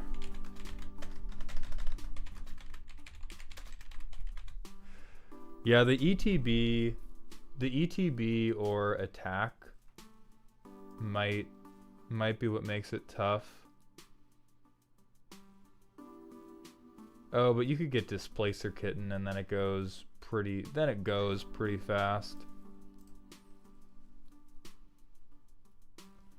I think they're both pet decks. I think you can make something work with them. I don't think they're as good as most of this middle line.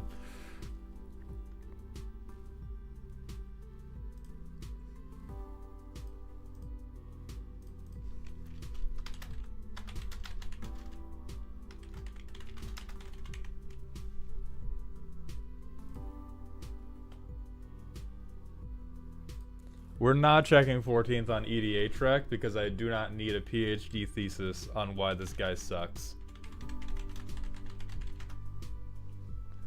Celestial Toymaker, Esper. Whenever you attack, look at the top 3 of your library. Exile any number in a face down and the rest in face up. The defending player chooses 1 to go into your hand. At the beginning of each end step, each opponent loses 2 life for each spell or ability that caused 1 or more players to guess or to group cards or permanents in a pile this turn. This card seems so up its own ass. This is tremendous. For each to guess or to group cards or permanents. That's hilarious. That's a grand old time. We are already phenomenally behind schedule, so we're gonna have to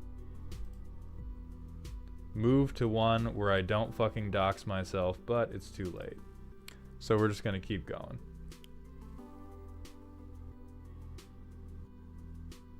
All right. So for each of the companions, it's similar tiers where teamwork equals dreamwork, which means this is you would want to take this all the time, right? Like this is always fucking amazing. Then it's first round pick, which is very strong. Get them on waivers, which is mid. Stop helping, which means they're not very good, and then again, limited all-star. Darebrand is probably in here because I just bulk grabbed these off of Scryfall. Oh, and so like Missy got uploaded here too. So we're just not going to put those in.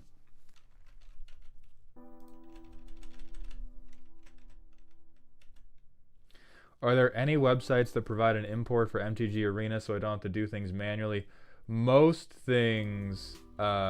most sites have MTG Arena exports. No, I'm only covering companions in this part. Anything that isn't a companion is an accident.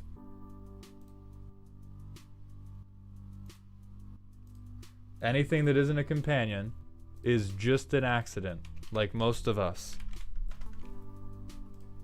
So first...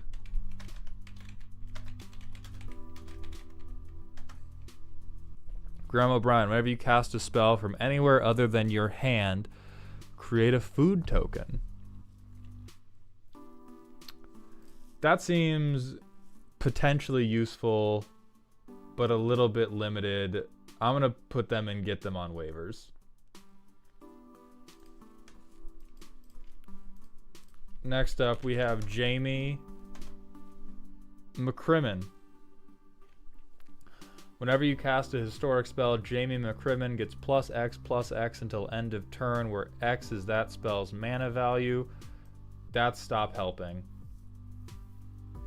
That is stop helping for sure.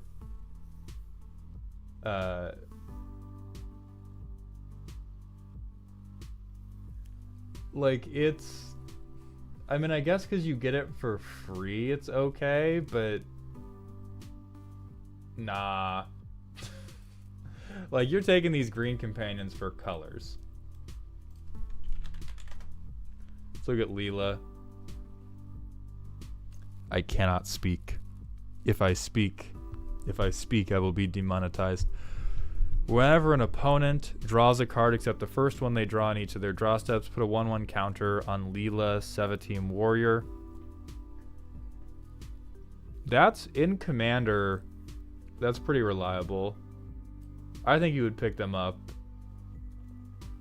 I think you would pick them up on waivers at least. You would definitely pick them up before, or like depending on your table, you might pick up Leela or Graham.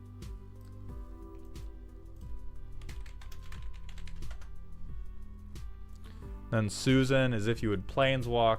Instead, look at the top two and then Planeswalk. So this is like great for... This is great if you're playing Plane Chase, and then otherwise it's a dork.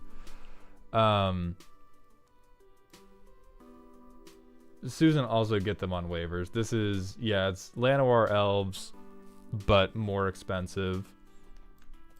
Let's talk about Best Girl Barbara. History teacher. Sagas you control have read ahead, and it's in white.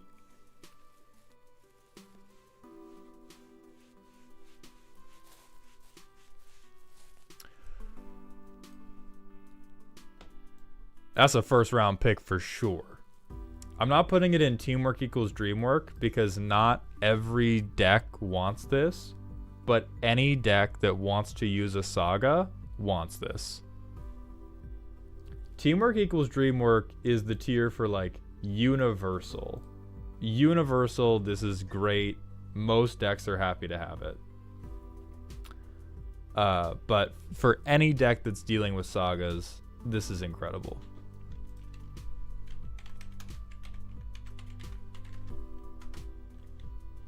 We got Ian. Each saga spell you cast has replicate equal to its mana cost. This is also a first round draft pick for any saga deck you want to do.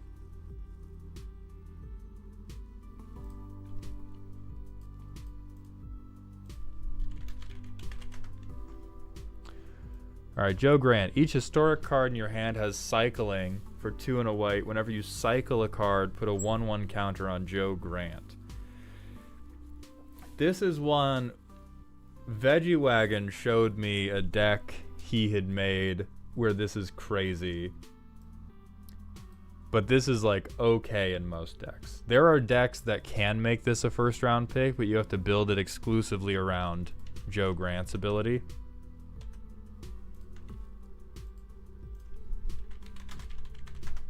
Alright, we got Perry Brown up next. The first historic spell you cast each turn has Convoke. That can be pretty useful.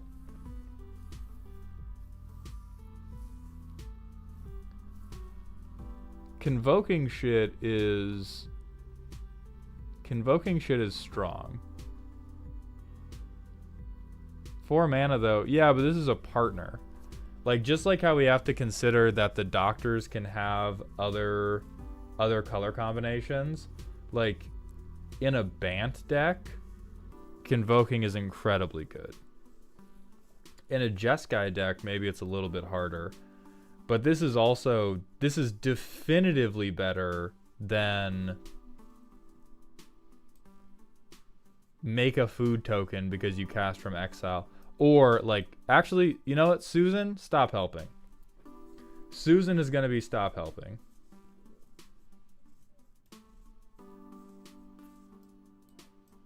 I'm kind of in between first round and waivers for this. So let's move on to, is that Romana?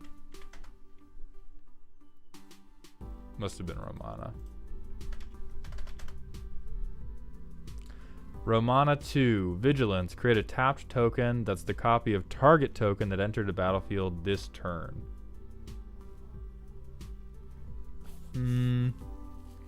This seems mid as fuck. This seems incredibly...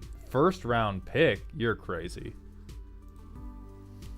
Like, I think you can activate this card, but you have to set up a lot of things to activate it. And that's sort of the definition of waivers.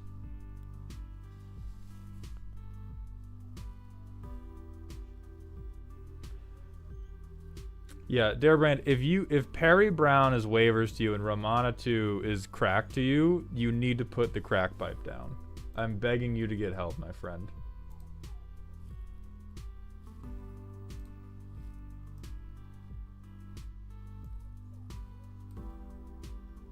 Is that Tegan? I can see Jovanka, so we're going to operate on Jovanka. Whenever you attack, target attacking historic creature gets +1/+1 and gains indestructible until end of turn. That sounds like stop helping to me. Enough of the doctors have other ways to do this.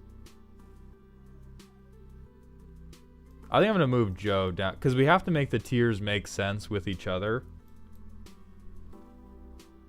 And so I'm going to move Joe down and move Tegan up. I don't even know, because almost every fucking commander we saw that needed to attack was like whatever. All right, next we have Adric, not Meth. copy, target activated or triggered ability. You may choose new targets. That sounds pretty good, but very few doctors are missing the color blue. This looks like yet another waivers pick. I mean, that's kind of the thing with most companions, is that they're like kind of mid. Ability copying can go fucking raw with some of these though.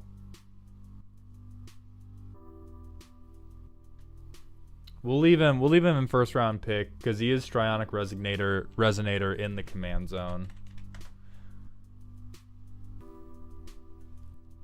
Let's look at K9. As long as he's untapped, other legendary creatures you control have Ward 1. Affirmative. Target legendary can't be blocked. This is the better...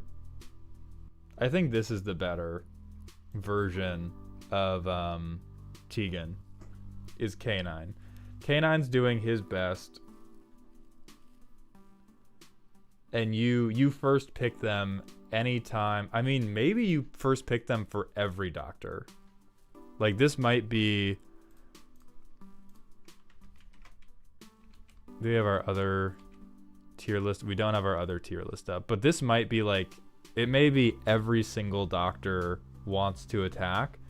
And every single doctor wants to not be blocked. So K9 is currently our best boy.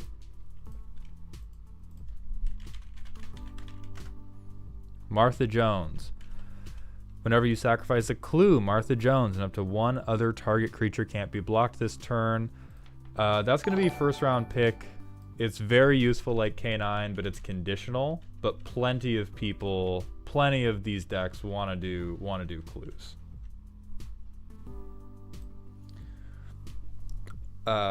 Personal question by Ignatius. Once you're partnered, do you have any intention to try the League of Legends card game on stream? Maybe. I have more interest in playing actual League of Legends on stream than the League of Legends card game. I have played it before. It's fine. It's okay. I enjoy it. But I like Magic more.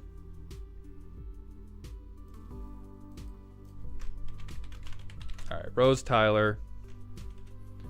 I mean, this shit is cranked to the gills. This has to be...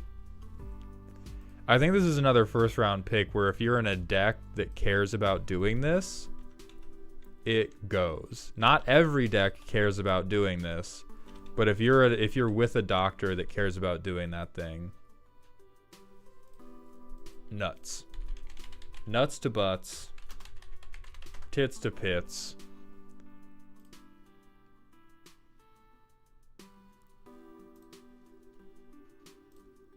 Alright, Nardole, Resourceful Cyborg. Orion the Bee, time counters are most commonly used for suspend, but a thing can have a time counter on it without being suspended. You can put time counters onto her, like you can move time counters onto her without her being suspended. Spend blue, or add blue for each counter on Nardole. Send this only to cast non-creature spells. I think Nardole's a sleeper pick. I think this could be in the right deck.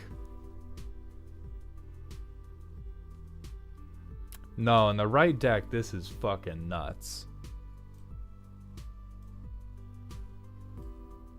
I mean, he's either a sleeper first. No, he's not a first rounder. He is just the, like, if you see him on waivers, get him. If you see him on waivers, get him immediately. But first round, you would rather have something else. All right, Nissa of Traken. You have no maximum hand size. That's useful. Whenever Nissa attacks, sacrifice X artifacts. When you sacrifice one or more artifacts, tap that many target creatures and you draw X cards. That's a first rounder for artifact decks. That's fucked. Stun Gun and everybody else. We will be doing a Can They Get It portion of the stream. I'm going to have to stop the stream and start a new one to split the VODs up so that this power list can have ads run on it for like people that are rewatching it, because otherwise the stream gets demonetized if I talk about human intercourse in a positive way. You get demonetized. All right, Sarah Jane Smith. Whenever you cast a historic spell, investigate. Only once a turn. This seems like another first round pick for our artifact decks. Like, investigate is teamwork makes the dream work.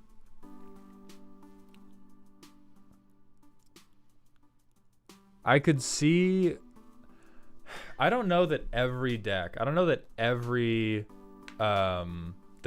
single doctor benefits enough from the color white or having a clue token, but it might.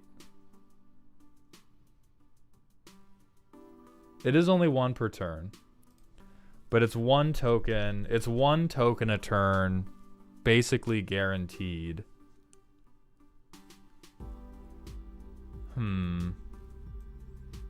Give me 1 second.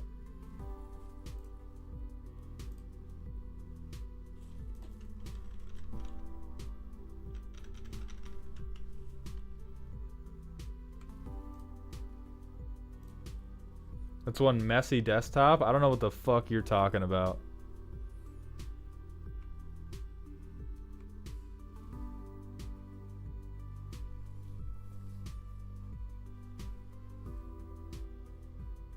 No, I think there are enough of the, let's see, would like the 8th Doctor pick this up? It was the 3rd Doctor? The 3rd Doctor would, the 7th Doctor. No, this is first round pick. This is a first round pick.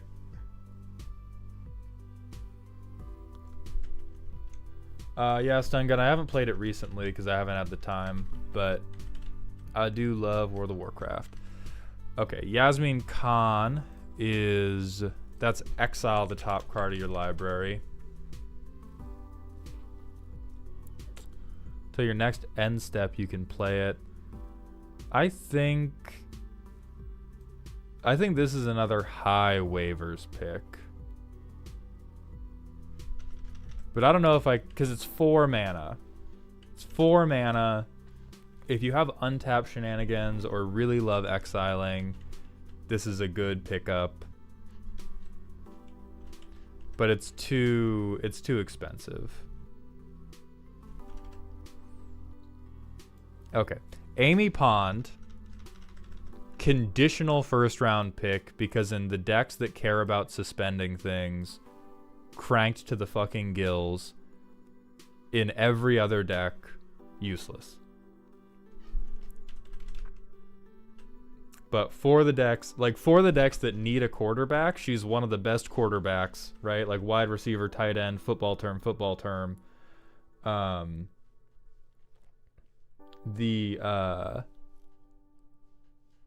But yeah, generally not as good. Or, well, generally useless. Alright, Bill Potts. Whenever you cast an instant or sorcery spell that targets only Bill Potts, or activate an ability that targets only Bill Potts, copy it. You can choose new targets. That's mid. There's something you can do with that, but I'm not sure if I believe in it. That might even be stop helping. You're right. Like, what are you casting? Like a buff? Is that what you're doing? You're buffing? Maybe. Some buffs could be good. The dude is 4 mana.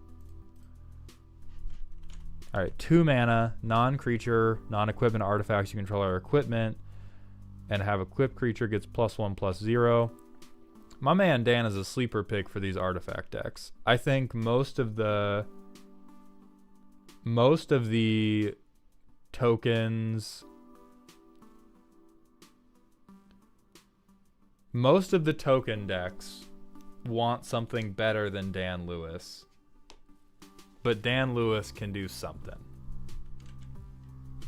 Actually, you know what? Susan Foreman's a limited all-star. Susan Foreman you would pick up in a draft in the last pack and feel bad about it. We don't need Missy. We need Donna Noble.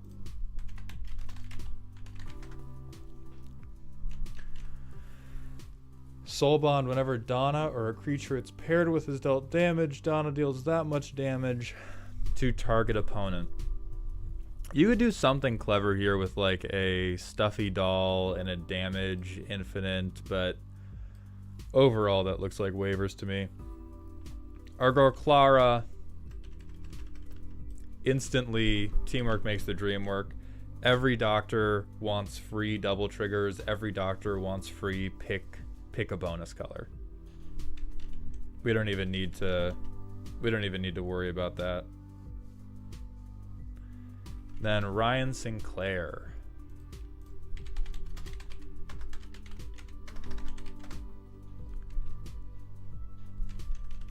Three mana. Whenever he attacks, exile from the top till you hit a non-land.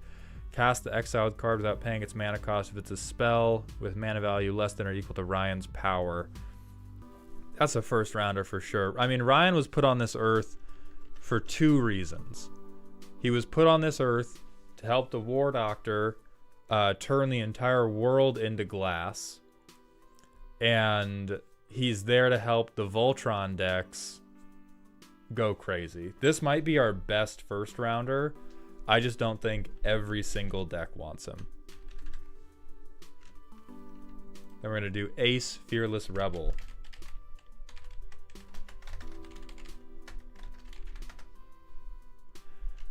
4 mana, but it's in green, so they always have it. Whenever Ace attacks, you can sacrifice an artifact. When you do, put a 1/1 counter on Ace, then it fights up to one target creature defending player controls. That's actually... No, I like that. I think I like that from a casual mindset, but that's some fucking casual... That's some strong casual board control. This is, without question, the best green companion you could pick up. Easily the best add green to my deck companion you could choose. So for that reason, I'm going to put him in first round pick to give green a little bit of representation.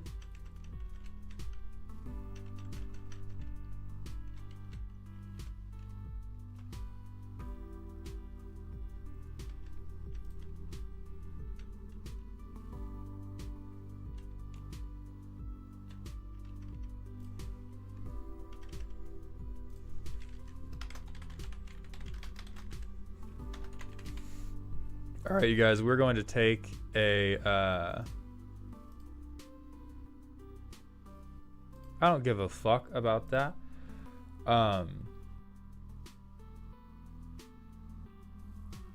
You can sack Adric to stifle.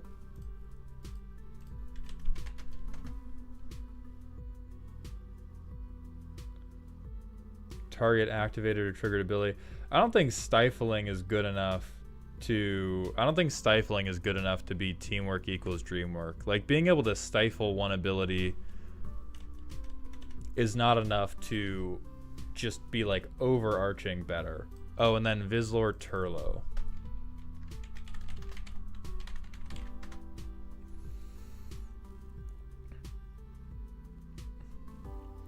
I think Vizlor...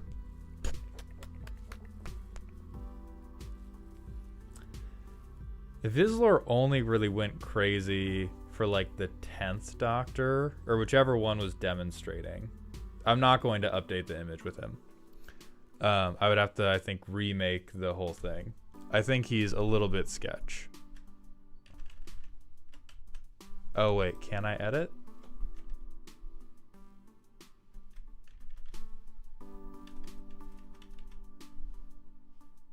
Oh, absolutely not. Oh, 10th was time travel. 12th, yeah. So he's waiver pickup. He's a waiver pickup for sure. So what's gonna happen now is we're gonna take a we're going to take a like 5-minute break. I'm going to take the stream off live, and then that way we're going to cut it into 2 separate VODs. So I'll be back in 5 minutes. Oh, we've missed a commander. 4 mana in blue. Whenever you cast a doctor spell or a creature spell with Doctor's Companion, draw a card. Mid as fuck. This is designed for the 5-color commander and is totally, it is very whatever everywhere else. Alright, so the stream's gonna end, but never fear, I will be back in roughly 5 minutes. So get some water, make some toast, prepare for the gettability tier list, and then the Bleach Espada breedability tier list. I'll see you all very shortly. I'm gonna take my dog out, get an energy drink, get a slice of bread to power myself,